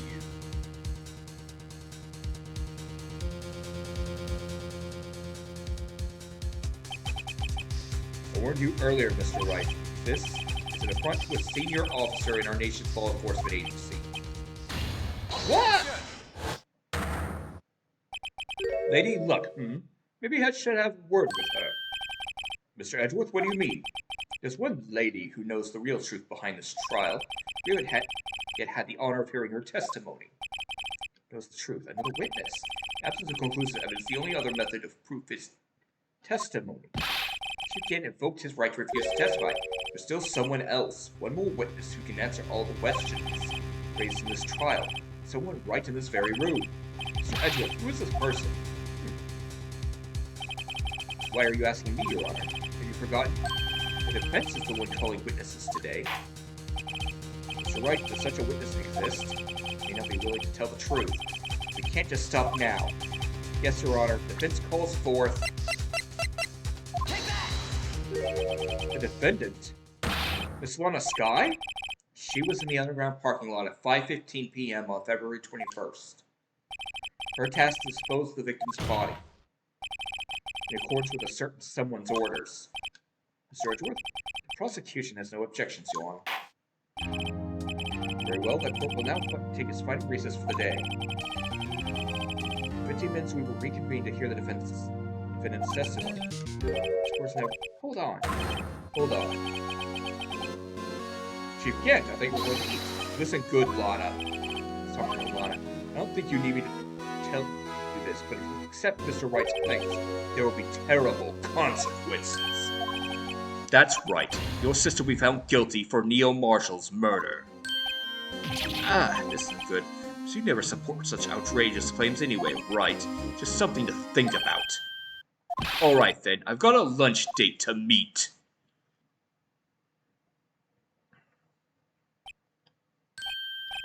Okay, if there aren't any further objections. Judge, you do realize that was a threat he was making, right? He just, in front of everyone, threatened her into shutting up. Yes, I understand that. The court is now in recess. 2:04 p.m. Defendant Court, Defendant Lobby number 2. Looks like we've managed to stay in the game. Yeah, thanks for your help, Edgeworth. That chief. He's something else, that pals. Detective Gumshoe. I'm not a detective anymore. Oh yeah, sorry about that. Oh, don't worry. I've already decided where to work now. At your office! My office? Sure. I'll take the place that top-knotted girl you used to work with. What do you mean, Maya? Still, looks like we're all out of moves now. Chief Gant's done it again. How does he always get the upper hand? It's not fair he has the right to refuse to testify. Settle down, Wright. What the judge said. But Chief, that is not a right to be casually invoked. There are certain risks to be considered. Risks? What did he mean by that? It's simple. If the chief refuses to testify, the opposite also holds true. I mean, he forfeits his right to say anything, too. I mean, right? Oh, sorry. I thought it was gonna be Lana. Forfeits his right to say anything, too. Emma, are you okay? Yeah. I do, too. It's in the medical office. I've been listening to the trial from the gallery to share everything that's been going on. Emma, sorry for what I said before. No, don't be. It was the truth. You know, it's funny. I almost feel somehow relieved. Relieved? Yeah. Now I finally know what really happened. The thing that all this time. Sister was being blackmailed by that terrible man. And she did it all just to protect me. Ever since her appointment as chief prosecutor, everyone who knew her said she changed. Perhaps it was easier that way for her. What do you mean? What do you think I mean? To follow Chief Gant's orders. She must have shut herself up to deep inside, and forced herself to do anything and everything the chief told her to do. That's why she became so cold. It was all my fault. All because I murdered Mr. Marshall.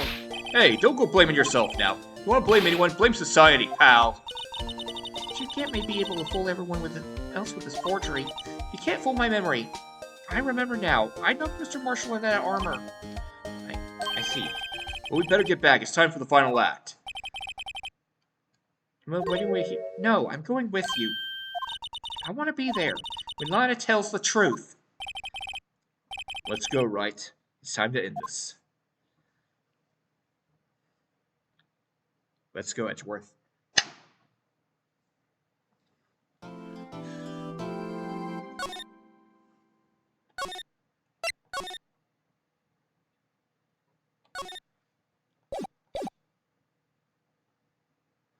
I did not remember there was a stopping point, but oh well, we're still gonna blast through. Just so we get this done.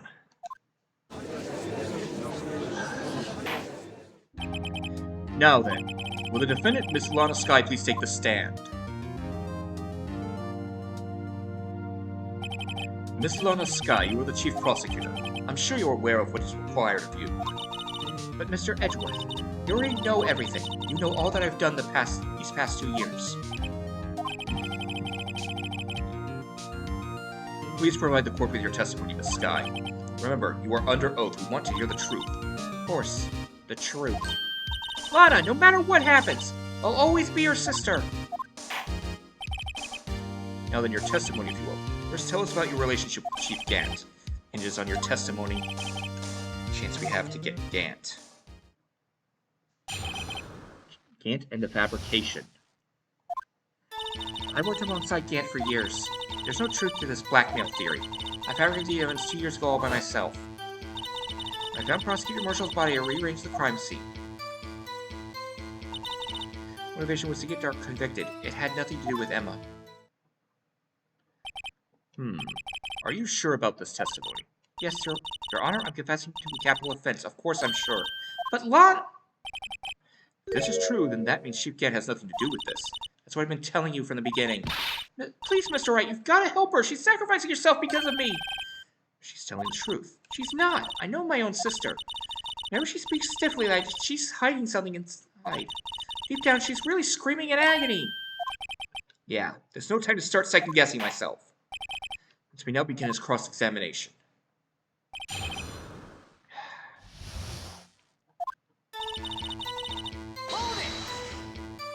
How many years exactly?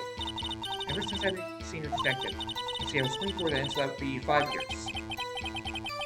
Detective discovered legendary partners. I personally saw them testify in numerous cases. It's been good for me to see him school to Mia. David Gant was a respectable detective, that's why. So truth is blackmail. But to think about it, Miss Sky. You did better Detective Goodman. You told me as much yesterday in jail. You still don't get it, do you, Mr. Wright? Any testimony you cannot present in court is useless as idle gossip. I stabbed Detective Goodman with a knife. And...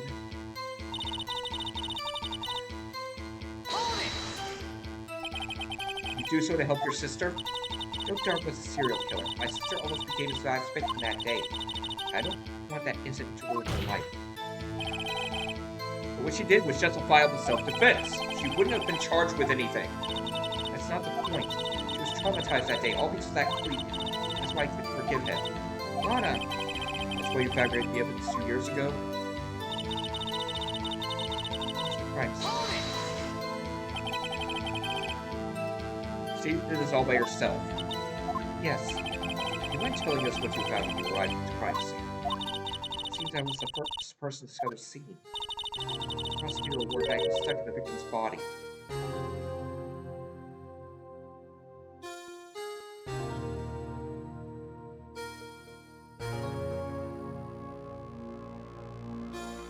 She wasn't the first on the scene.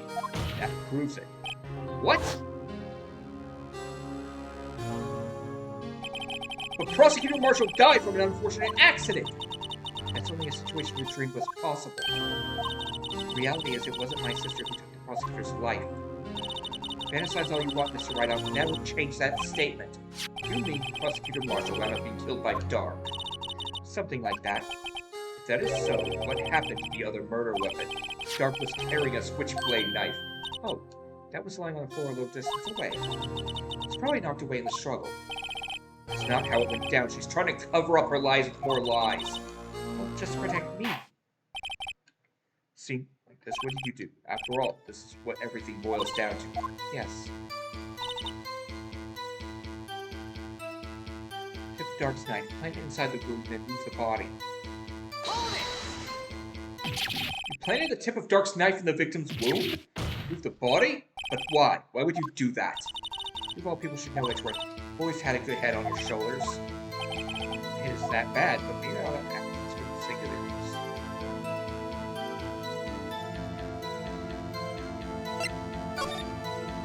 When you showed up on the scene, where exactly was the victim's body? That's where you deduced it was, by Chief Gant's desk. The body was found by your desk.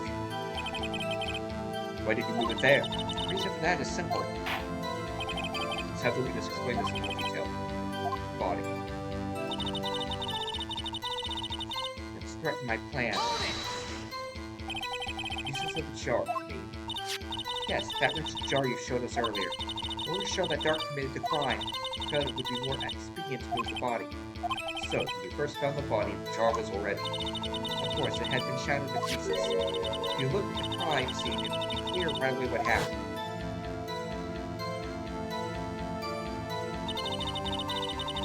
Then, and Dark was lying unconscious. In other words, the jar must have broken during their struggle. I see. What's the matter, Emma? jar shattered at the time the crime was committed. But I have a feeling there's more to it than that. There must be a contradiction here somewhere. Leave me alone.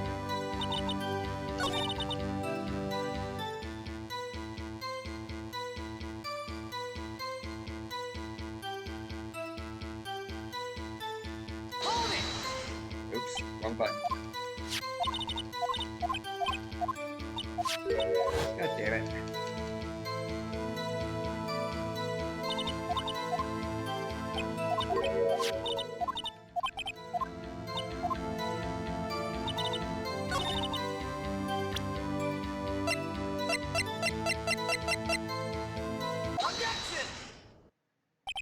Miss Sky, I understand how you feel. You committed that crime 2 years ago to protect your sister. You mean the forgery at the scene where Neil Marshall was murdered. If that truth were to be exposed now, the past 2 years of your life would have been in vain. Even so, I am compelled to bring to everyone's attention a significant contradiction within your testimony. A contradiction in my testimony? You testified, and I quote, "The pieces of the jar that shattered during the events threatened my plan." That's right. No problem with that? Simple oversight, really. See, a message was written on this jar with the victim's blood. Yes, the prosecutor must witness it. File notes. Exactly so. And this is where the contradiction lies. In order for the victim to be able to write his message on the jar, it must not yet have been broken before he died. Ah. He couldn't have written Emma's name on a shattered jar. Order! Order! Your Honor, it would appear more information is needed in regard to this jar and its bloody message. You may be missing something critical here. Something critical? Chief Prosecutor, it seems you're as in the dark as we are, but the truth towards which we're headed. What? Just tell us exactly what you saw. We'll piece together the information to arrive at the truth. Very well, the witness may now continue her testimony. Jar and the message in blood. I immediately noticed the blood traces on the jar, though it's dark in the room and I didn't have time to check it out. To be safe, I wiped away the blood. The fragments were large, so I'm sure I got them all. Think about it, I was wiping them clean before they were discovered. But she didn't. You were the one who wiped away the message in blood? I was the chief prosecutor at the time. She didn't think Dark was the real murderer. That's why she tried to erase the real evidence. Very well. Prince may now begins cross-examination.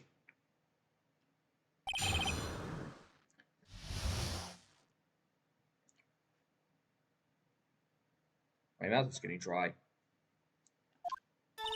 I immediately noticed blood traces on the jar, but it was dark. Alright.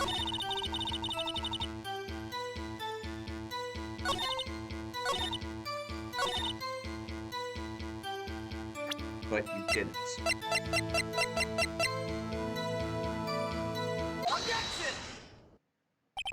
This guy, I believe this jar conceals a truth even you are unaware of. What?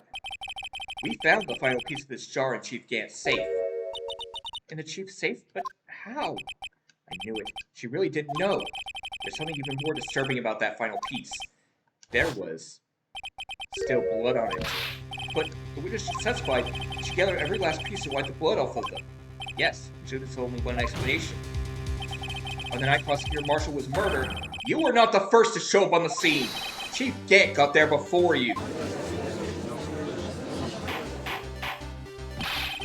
But couldn't the defendant have simply missed a piece? I'm afraid that's unlikely. Pieces are too big for anyone to miss, let alone an ace detective. It may well be, but everyone makes mistakes. Even I once wasted an entire day looking for my dentures. They were in my mouth all along. Ha, can you believe that? Have you full caution, Your Honor? When this witness arrived at the scene, the jar was already broken. Oh, that. There's no way a name could have been written on a shattered jar. Another person discovered the scene prior to the witness. I'm sure not implying this person was Chief Gant. At the time, he was looking for Dark downstairs. Besides, even if he was there first, why would he break the jar? The question is, if he did arrive there first, why did he hide the fact for 2 years? Well, Your Honor, can you answer us that? No! No!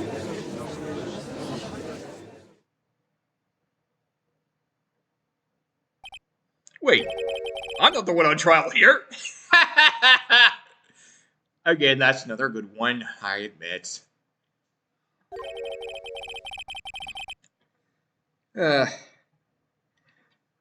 Yes, I still hate this case because it goes on way too long. And it's completely unnecessary. I mean, the gist of this whole thing could have just been told to us in a flashback during the fourth game. We didn't need this case.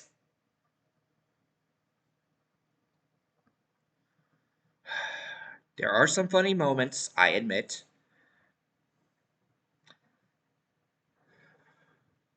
But this case is completely unnecessary. All to explain the backstory of one character. Damon Gant arrived at the crime scene prior to the witness. He proceeded to break the jar and purposely hid one of the broken pieces. Question: was this action called? What is this action called? Fabrication of evidence. But why would Chief Gant do that? In light of what happened afterwards, isn't it clear what happened afterwards? Discovering the scene, Lana Sky believed her sister Emma killed the victim. Determined to help her sister, she sought Gant's aid. Lending her his aid, Gant helped her create evidence that incriminated Dark, sparing Emma. And therein lies the reason to why Miss Sky became the Chief's puppet.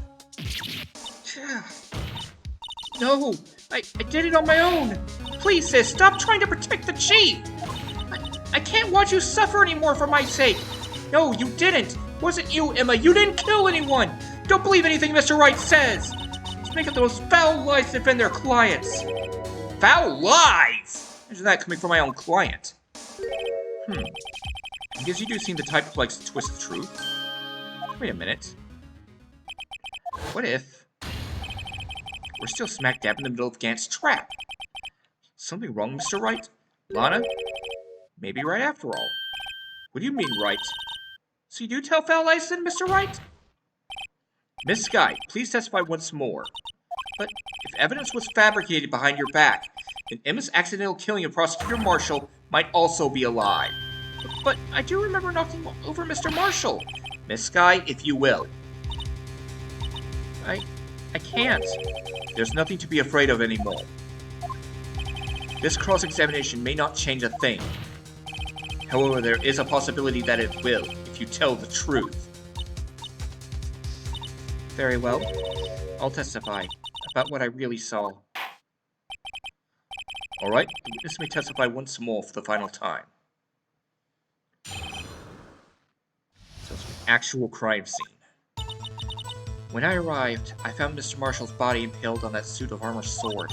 Emma and Dark were lying unconscious on the floor nearby. I saw what had happened. I thought she did it. That's why I erased all the evidence that linked her to the murder. I had Chief Gant help me remove the body from the sword and carry it. But if it all really was a fabrication, Emma might be innocent. Unbelievable. The body was impaled on the armor sword. You were the only one who saw that. If only you had proof. Actually, I do have proof. I gave it to Mr. Wright just this morning. What? To me? It's a picture I took of this crime scene as I encountered it. I thought it might be needed. I don't remember receiving a picture like that. Lana must have known. See, Mr. Wright, she really does have faith in you. Very well, Mr. Wright. Please present this picture. I'm not receiving any pictures from Lana. This morning, right? Getting something from her then. A picture in that somewhere.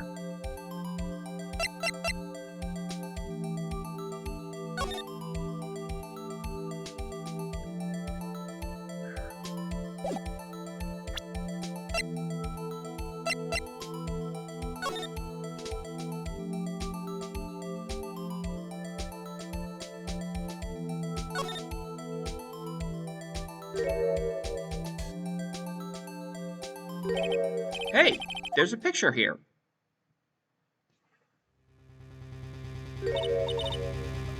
Oh my, this is the actual crime scene. No other detectives saw the crime scene like this. So I contacted Criminal Affairs only after I rearranged everything. Court record. Mr. Wright, he's cut out from his vest. That be... Concrete found inside Chief Gant's safe. What's this? His handprint, isn't it? Oh, it had fingerprints on it. His fingerprint. His arm must be the real murderer. His fingerprints. They're yours, Emma. Turning on purple, Mr. Wright. Let's get on with the cross-examination. So long as you tell the truth, we should be able to flush out the real murderer. Since we now begin this cross-examination. I have a feeling this is a trap.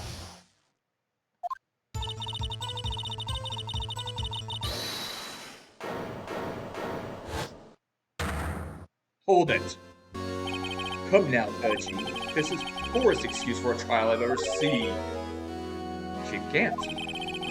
What, now you want to make me out as the bad guy too? So I'd like to put in a word or two in my defense. I'm afraid it's too late for that.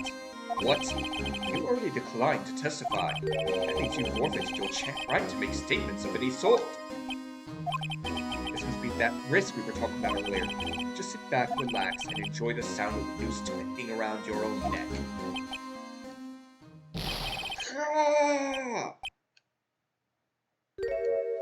Oh, what? You think I'm worried? Sorry to disappoint you, but I don't need to make any statements. What do you mean? Evans will do all the talking for me. Can't testify, I can still present evidence. That's not true. Wait, you mean you have some conclusive evidence? No, I don't. Someone does. So what's your excuse, Righto? Why have you been keeping quiet about it? You have something to show us, right? Something that proves you knocked over near Marshall, causing his death. Since that leaves no room for doubt. Is that true, Mr. Wright? Show that piece of evidence now, and it's sure to be that as the murderer. If you don't have any more evidence presented now, if you try to conceal anything, you will be what appearing before the Board of Inquiries. You now, or to make the wrong decision.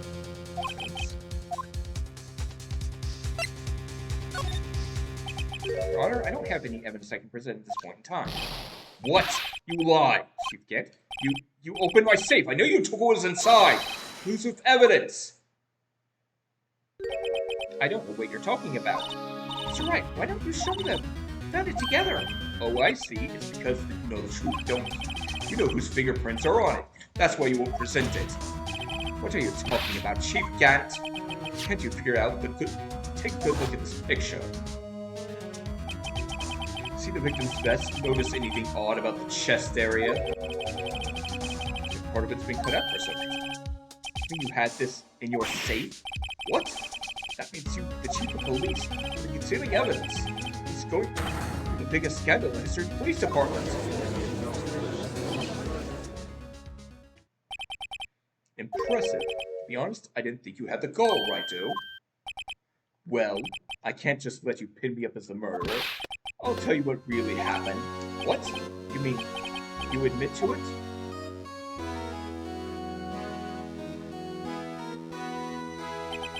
I was the first person to arrive at the crime scene that day. It didn't occur to me that I could use the situation to control Lana. So you really were manipulating her. I knew Lana if I made it look like the blame lay with her sister. And when she saw the scene, she would ask me for my aid. You assisted Miss Sky. I told her to rearrange all the evidence. I had her plant the knife tip to the body and move the body across the room. I ended up using that evidence to get Joe Dark convicted. When I tampered with the crime scene, I hid 2 pieces of evidence. So before Lana arrived at the scene. 2 pieces of evidence. You mean those items in your safe. But why? For insurance, of course. Insurance? I was sure my plan would work, but it didn't. It's always best to prepare for the worst. To let anyone blame me for a murder that girl committed. You were calculating that far ahead before forging the evidence? Will you take me for a fool? I didn't make the police chief by dumb luck. See this jar fragment? Such a part of the name. His name. I didn't expect Lana. Going white blood on all of If you fabricated all the evidence, what's to say that you didn't fabricate the message on this jar too? Some people just don't know when to quit, do they? That's why I kept one more piece of One more item for insurance. You mean that piece of cloth? Come on. Cough it up already. I know you have it. What are you waiting for, Mr. Wright? So you admit to it then, Chief Gang. You were hiding the cloth you cut from the victim's chest in your safe. Yes, I admit it. I didn't want to have to do that being cheap and all, but it's a lot better than being portrayed as a murderer. Well, Mr. Wright, what do you have to say for yourself? Bill, you said you didn't have any evidence you could present. Foolish move, Wright. You should have shown it then before it's too late. It's been a long battle. But the moment of truth has finally arrived. As long as I don't mess up here, victory is mine.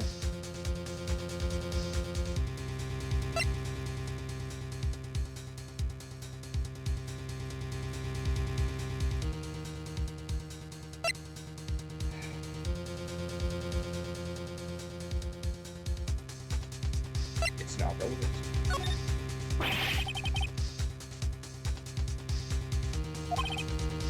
Again. Part of the circumstance. Then and now. Ah, right.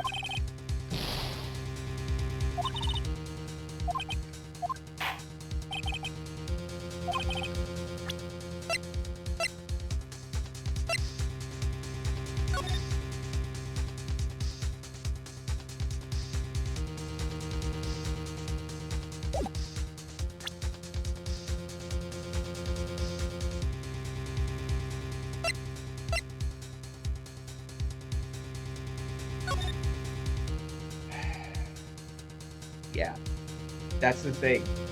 If this was real, there would be blood on it.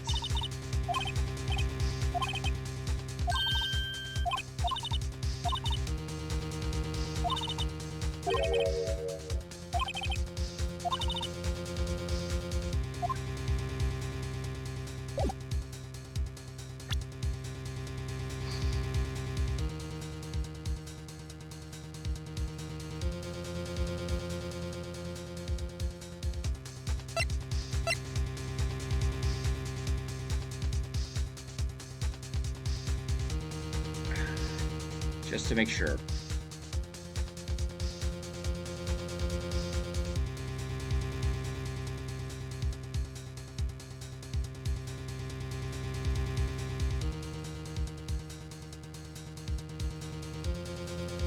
Right. Verify this once more. On the day of the crime, you personally cut this piece of the victim's vest. Oh yes. At last, you thoroughly brought it out into the open. It's a handprint on this piece of cloth. Your Honor, the prosecution requests that be immediately sent to the lab for analysis. For no leather, there must have been a strong impact for it to be left so clearly. You mean it could not have been forged? It must be authentic, conclusive evidence. Oh, you're slow in the uptake as ever, Worthy. What? Think about it. Wright had all it's time to present this evidence. Yet he was reluctant to do so. Why would that be? I mean, you already know? You know whose fingerprints are on that. Mr. Wright, do you really know? Must be the real murderer. Whose fingerprints are they? Very well, I'll tell you. Okay, now. Things proceeding as predicted. This too is... Emma? Emma Sky? What? They're mine? I'm sorry, Emma. Why didn't you tell me? Oh, you're really something, Righto. You still tried to pin the murder on me. So it's true, tragic but true. We did shove Prosecutor Marshall to his death. Could you? You monster! His fingerprints... She really didn't... Miss Sky, it's not over yet. What? I said this trial isn't over yet. Ha! But I'm afraid it is over, boy! Not only this trial, but your career, too! You purposely concealed this conclusive evidence. That, my friend, is a serious offense. I'm looking forward to pressing charges after the defendant is convicted. I'll have your badge, boy! What's the matter? Cat got your tongue? Aren't you going to tell us how it feels? It feels to be the one who single-handedly turned a poor little girl to a murderer. Before I do that, there's just one little thing I have to clear up. Oh, and what's that? Who really killed Prosecutor Neil Marshall? What? Chief Gant, you are absolutely right. This piece of cloth proves who the real murderer is. Who killed Marshall, you ask? The Sky, wasn't it? I'm afraid that's not possible. You see, this piece of cloth contains a critical contradiction. What? A contradiction? What is this fool babbling about? I'm talking about a contradiction. One that proves who the real killer is. Mr. Wright, the piece of cloth, what could possibly contradict? Tyrannical reign ends here. Behold, the piece of evidence that contradicts this cloth. And what exactly is this supposed to be? This is the picture Miss Sky took. Take a good look at it. See where the piece of his vest was cut out? Yes. His shirt is showing underneath. It's hard to make out with all the blood on his vest, though. Exactly my point. His chest is soaked with blood. That's only natural. Or punctured. Blood poured out of his mouth. Oh, but that piece of cloth. Wait. There's no blood on it. Ugh! Since Emma Sky's fingerprints are on this cloth, there's no doubt she shoved the prosecutor aside. However, Mr. Marshall was not impaled on the sword at that time. No, this is nonsense! Now then, Chief Gant, let me ask you something. Prosecutor Marshall was not impaled when he shoved aside. He most likely hit his head on the ground and was knocked out. If so, then tell me, who could it have been? Who could have arrived at the scene before Miss Lana Sky, picked up the unconscious prosecutor, and impaled him on the armor's sword? Then, to make it look like Emma was responsible for prosecutor's death, proceeded to write her name on the jar with the victim's blood. A jar that they then broke on purpose to leave behind a clue. And make Lana believe her sister did it. Remember what you admitted only moments ago? That you personally cut out this bloodless piece of the victim's vest? Ironic, isn't it? That, through the very act of creating insurance, you prove that you were the actual murderer. No! It's finally all over.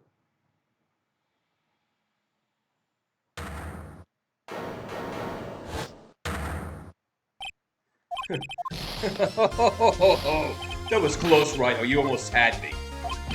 Sorry, but you have to do better than that or refute your allegations. What do you mean you refute his allegations? You see that piece of cloth is illegal evidence.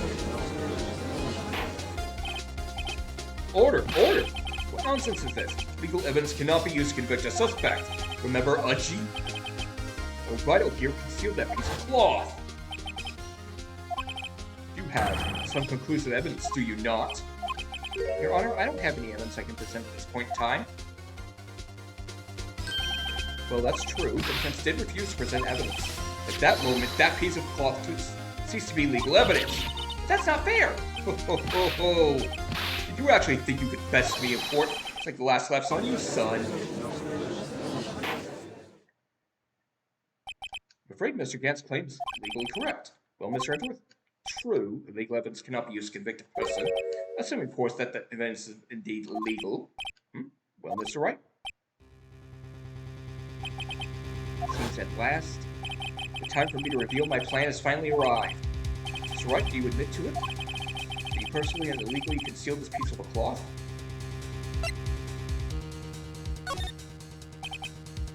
I admit I refuse to present it at one point. Aha! So the evidence is illegal!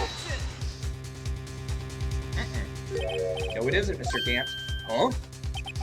It's not that I didn't present evidence then, it's that I couldn't. What do you mean you couldn't? There were certain procedures involved in presenting evidence. No, Udgy, don't listen to his lies! He's nothing but a coward! Can't really believe it! There's only one issue left to be resolved in this trial. Is that evidence legal or not? Very well, let us settle this once for all. Refuse to present evidence. If you can prove your violation law, then do so now. This is my proof, Your Honor. Evidence law. What's this? I've done my homework too, Chief. Indeed, Emma Sky's fingerprints were on this piece of cloth. However, at that point in time, this was merely a piece of cloth, nothing more. What? You see, it's written right here in this book. The second rule of evidence law. Rule number 1, no evidence shall be shown without the approval of the police department. I found this piece of evidence myself, inside your safe. So saying I did not have approval of the police department. Rule number 2, unregistered evidence must be relevant to the case on trial. And here's the crux of the matter. You see, at the time it was impossible for me to prove the relevance between the cloth and the SO9 incident. What? What kind of nonsense is this? Relevancy? Just take one look at this picture and... Sorry, but can you recall when was that picture presented? It was shown only a few moments ago.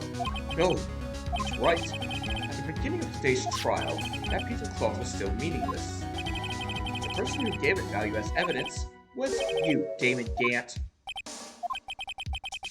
You yourself confessed to a certain truth. Let me verify this once more.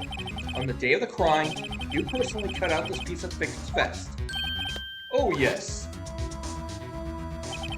No! It was then that you approved this cloth as conclusive evidence. Yes, you, the chief of police, personally approved this cloth. The only person we could have cut this from the victim's vest is the one who stood before Prosecutor Marshall in his final moments. In other words, the real murderer. And there's only one person who got defeated. Damon Gant, the killer was you.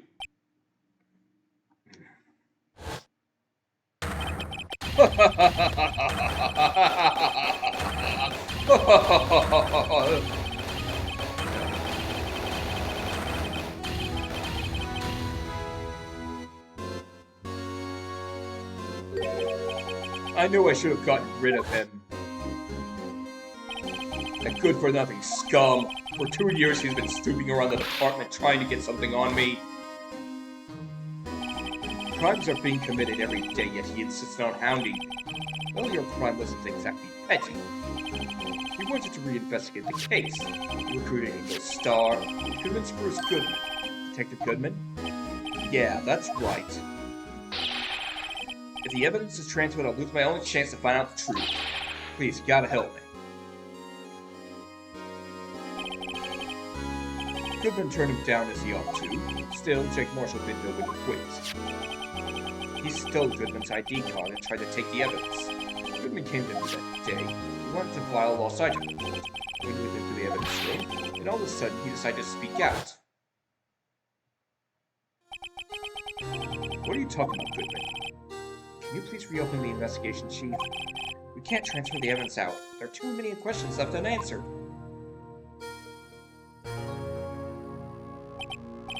He opened his evidence locker, and as he was taking the evidence out, he said, "It's not too late. I'm gonna hand all this over to Marshall." Well, to be honest, I was a bit taken aback by his words. I had a bad feeling when he came to see me, but I never thought he'd bring up SL9. That's when I saw it. That occurs at night.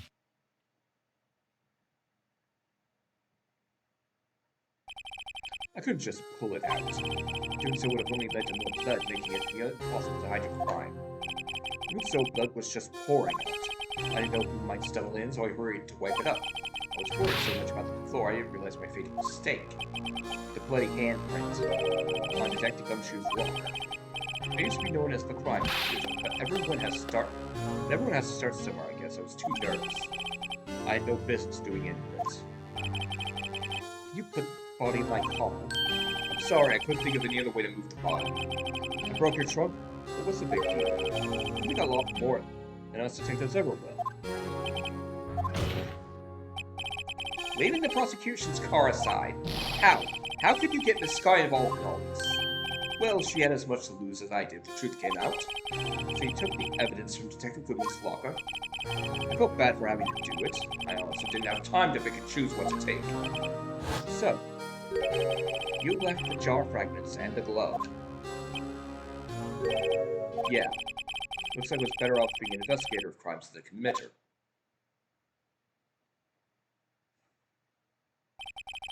They all did their best to get in my way. Got to hand it to them. They do their jobs well, much to my dismay. Fake evidence doesn't hold up very well upon close examination. You must have known that. Tell me, Worthy, why do you stand in court? Me? You despise criminals. I can feel it. You and me, we're the same. One day you'll understand. Oh, believe me, you will. You'll just wonder. You'll see what it really takes to bring them down once you try to go it alone.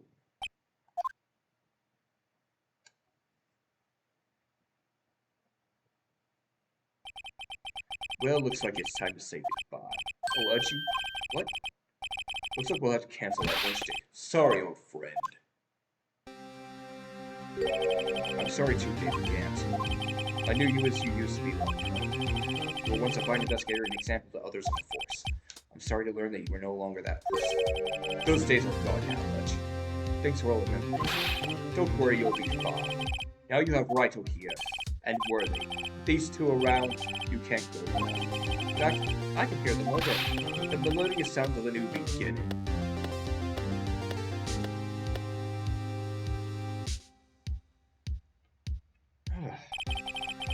There are two things I want you to understand.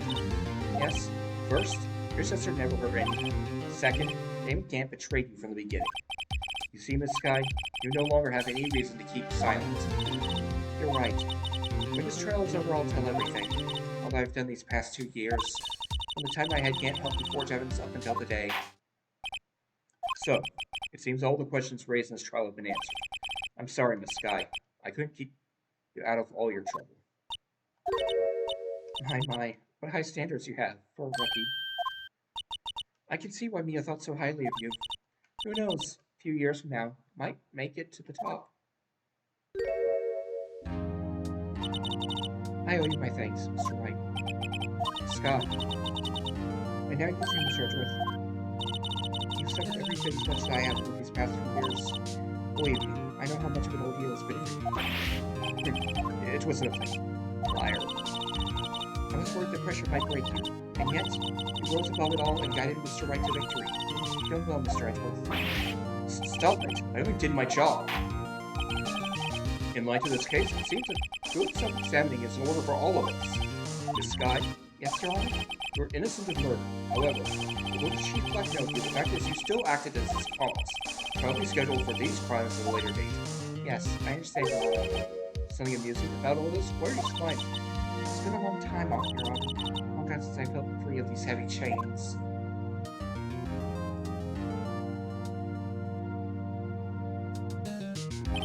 Well, this trial has gone on far too long already. Charge of murder. This court finds defendant Miss Lana Sky not guilty.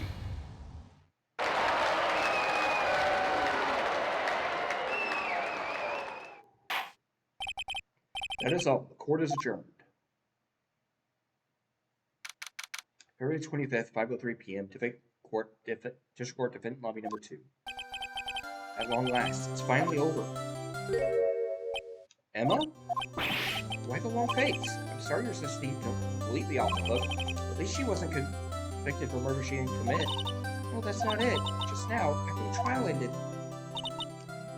I can see why Mia Fey thought so highly of you. I owe my thanks, Mr. Wright. And you too, Mr. Edgeworth. You've suffered every bit as much as I have in these past few days. You've done well. No, I did my best too, but I wanted to say something over me. Hope I'm not interrupting anything, pals. Oh, guess I am. I'll come back later. Wait, Detective Gumshoe, what is it? Doing this on purpose, aren't you? Making Detective run around while on duty? Don't you call me here. I've seen happy people at funerals. Hey, lighten up, pals. I'm only kidding. Oh, are you here because of my sister again? Nope, not this time. You're here because of you, pal. Me? That's right. I thought you'd like to see someone. Anna! Should we be doing this? She's still arrested, you know. Well, I won't tell if you won't. Emma, I owe you an apology. In cases, don't worry about it. That day 2 years ago. It was the first time in my life I ever panicked. It was all I could do to keep myself from screaming. All I could think about was keeping you from getting wrapped up in that mess. Sis, I asked Dad to help me cover up the truth. I thought I was doing it for your sake. Now, I realize I was wrong. I changed after that day. I had to. It was the only way I could make it through the past 2 years. I knew how much I was hurting you by distancing myself. I couldn't bring myself to tell you what I did. I was scared. Scared that you looked at me with those eyes of yours. I was scared of how you reacted to you. Sis, you're only doing it for me. No. I turned my back on you that day. In hiding when I believed to be the truth, I was deceiving you. Sis, such a fool. It's time to realize it. Emma, I'm so sorry. Sis, you don't have to apologize. I'm happy now. You're happy? Of course. You know, sis, I always knew that one day you'd come back. And now you have. Emma.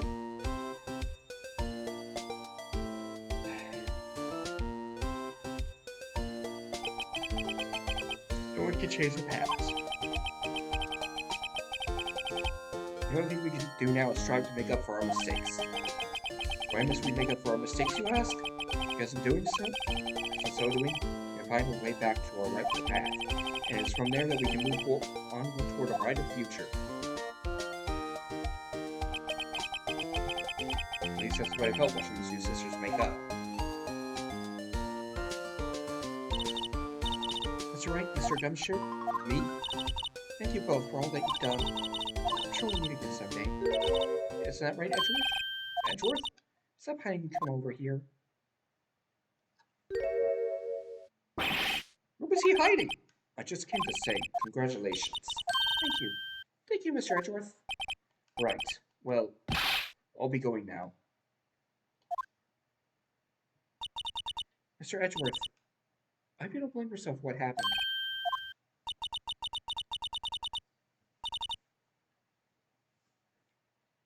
We're the ones who acted corruptly, not you. It's too late for me. No matter what anyone may say, I realize today that I can't correct my mistakes. Mr. Edgeworth, not only that, I don't even trust myself anymore. I should get this right. You despise criminals, I can feel it. You and me were the same. One day you'll understand. Oh, believe me, you will. You're just one. You'll see what it really takes to bring them down once you try to go it alone. I do despise criminals. I plan to just dedicate my entire life to fighting them. But in order to fight crime on my own, I need a weapon. It's scary, but I know that to be true for quite some time now. But Edgeworth, who knows? You know, I haven't tried to pull something like you down today. That thought terrifies me. That's why I can't continue on as a prosecutor. Edgeworth, don't you understand? Amy Gant and you're meant to Manfred Dwell Karma. We're both the best when it came to fighting crime. They both made the same mistake. You said in order to fight crime on my own, I need a weapon. That may be true, but think back to today's trial. You weren't alone. You were working together with Mr. Wright. Because of that partnership, you were able to present evidence that otherwise would have gone undiscovered. Isn't that right, Mr. Wright? Huh? What? Oh, yeah. Who's this pop quiz? Come on, Mr. Wright, show me what I was talking about. And it's, that either Edward or I would be able to find our own.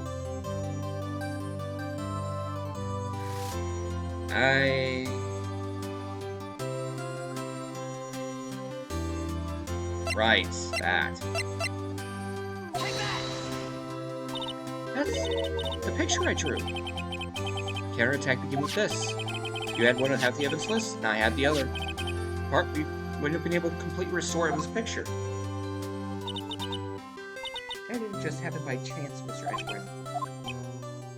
It's time for me to go. Mr. Edgeworth, if you'll excuse me, there's still some loose ends that need wrapping up. Take care, Chief Prosecutor. Edgeworth, what will you do now? Well, whatever you do, just remember, you can let what be happen kill the prosecutor in you, or you can let it help you grow. In the end, it's up to you. I know. Seems I owe my thanks to you, right? But what? Face now. It's my problem.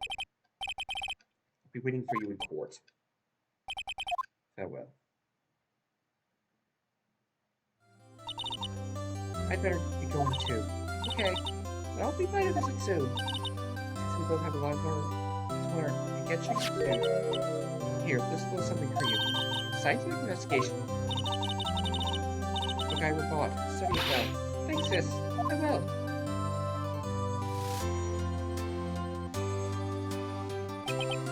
So another case came to a close. As sisters, I have faith. Faith that their lives have only just begun. As for me, I at least haven't started a journey of my own. A journey to rediscover myself.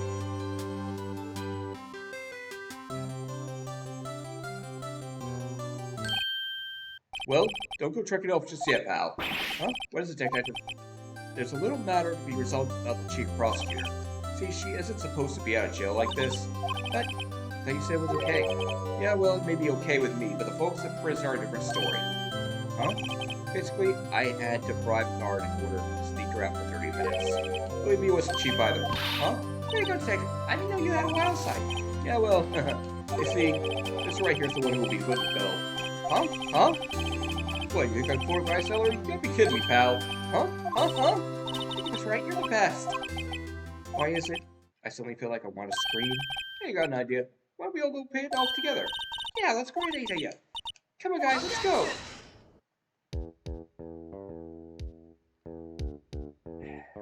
There we go.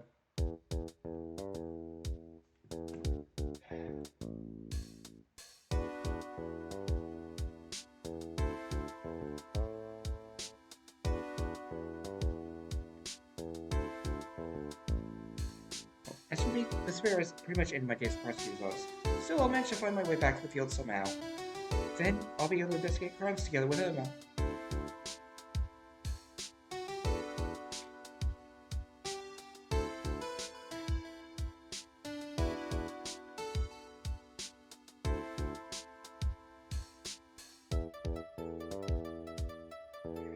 I forgot about this part. Yikes! I thought I was got her for a moment there. In the end, though, they overlooked my unauthorized investigation of the chief's office. If we penalized you anymore, it'd be worse than firing you. Yep, that's what they said. It just goes to show you can't shake me off that easily.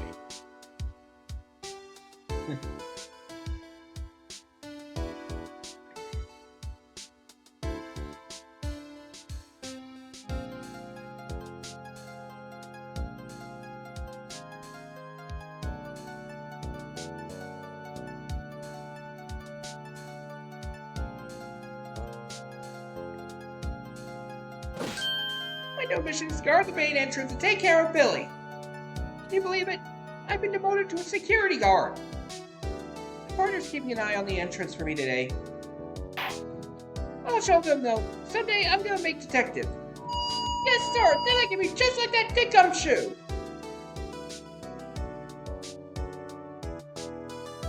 Oh God.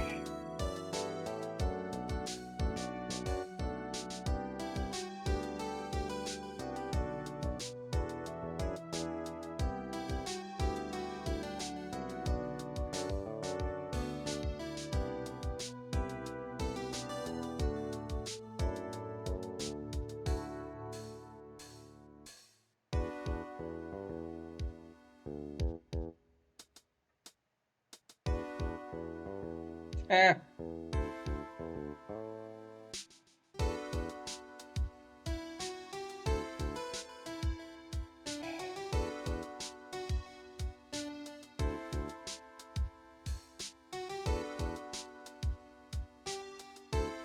What is it? Can't you see I'm having to be a showdown with a steak lunch partner?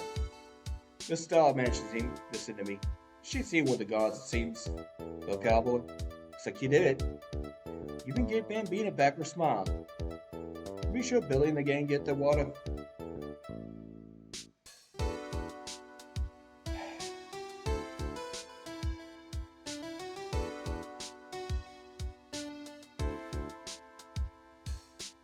Looks like we won't be seeing each other for a while. As a farewell gift, I put a new meal on the menu. The right way lunch. The top layer tastes as bitter as defeat, but the bottom layer is as sweet as victory. Kids seem to dig the turnabout bait. It's all sell around exam time. Just make sure not to eat it backwards.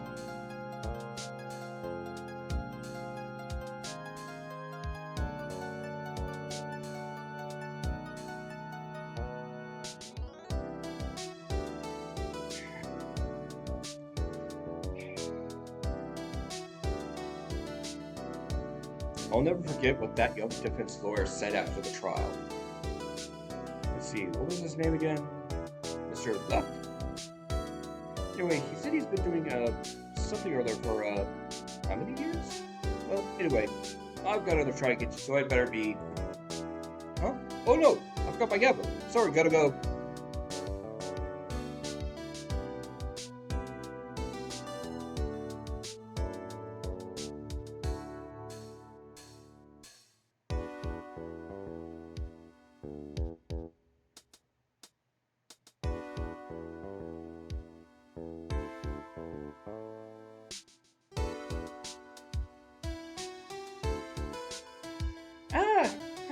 Nothing so like fresh country air. Still, sometimes I do miss hearing your objection.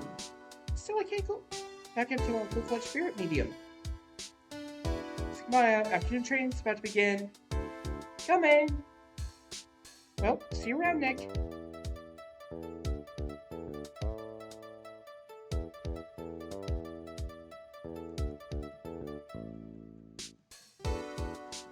Right, you weren't even in this episode.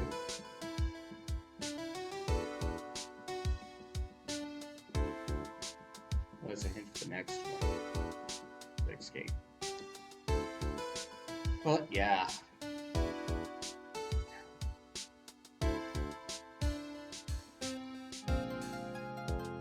Mr. Edgeworth? Mr. Edgeworth? Part of your team. What's going on?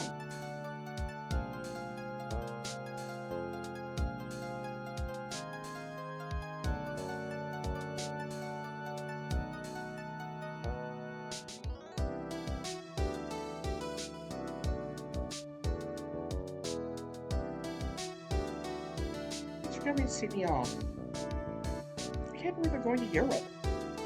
Thank you, Mr. Wright. Thank you so much for everything. It's a little sad, but I'll be alright. Whenever I want to see one, all I have to do is open this book.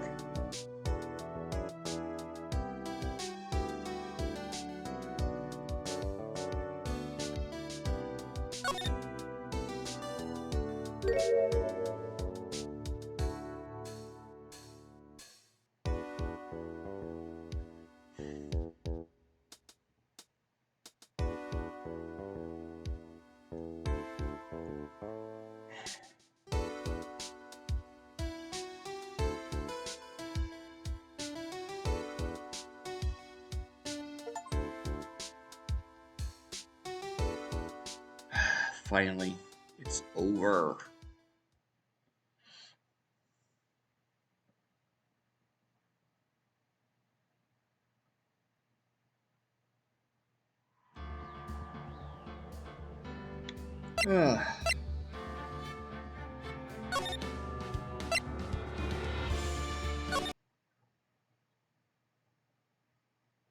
Thank God.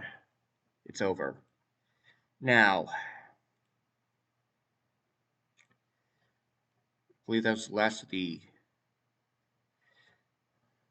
Phoenix Wright Ace Attorney ones.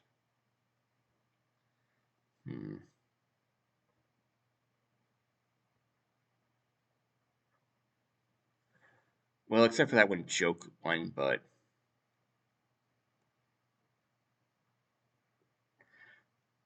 that's quick. I'll go ahead and do that one too.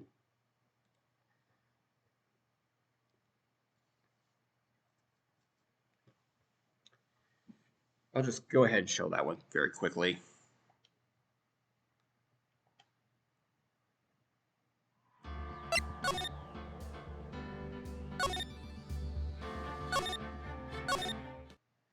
Let's go. And let's go ahead and skip to the... Right, I can't skip anything.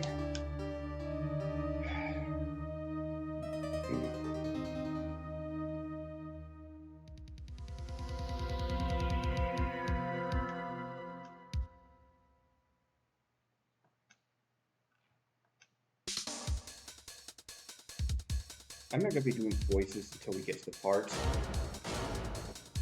Because to be honest, I haven't even seen that.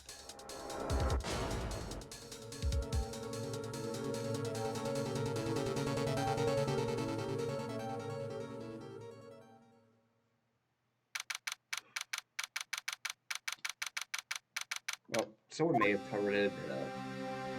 I watched it, oh well. Unless I watched this game, but I don't remember if they get not what happened. Hearing it.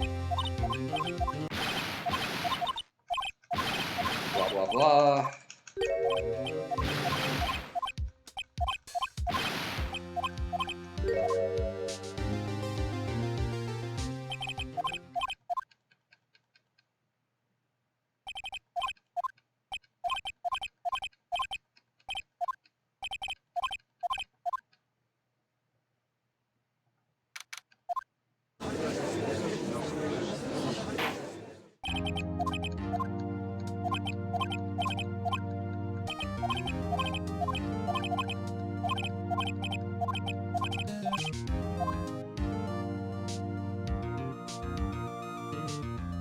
Okay, just checking to make sure.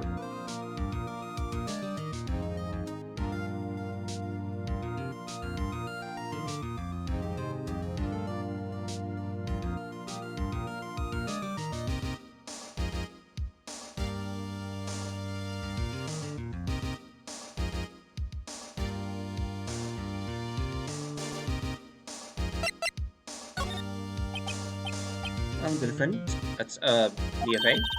Wrong, right. Look, I have to leave. I have to go home. I'm expecting a delivery.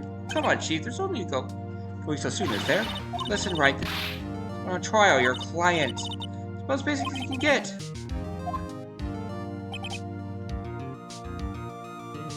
Your answer also looks for.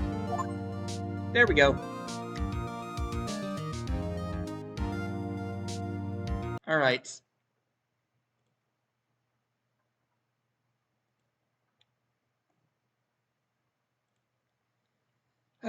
Now that I've gotten that, let's go ahead and raid someone because this stream is over. I mean, I would continue, but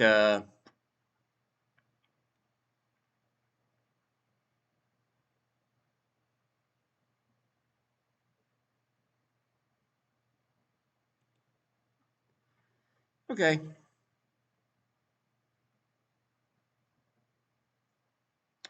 Alto Ujiro, huh? Our raid message will be objection.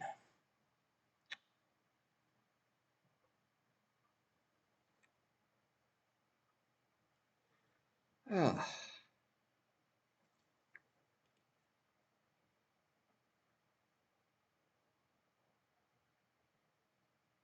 In the eye and say you did.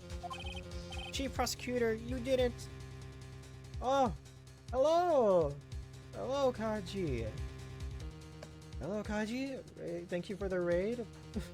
Thank you for the raid. Welcome, welcome, welcome, welcome. Objection!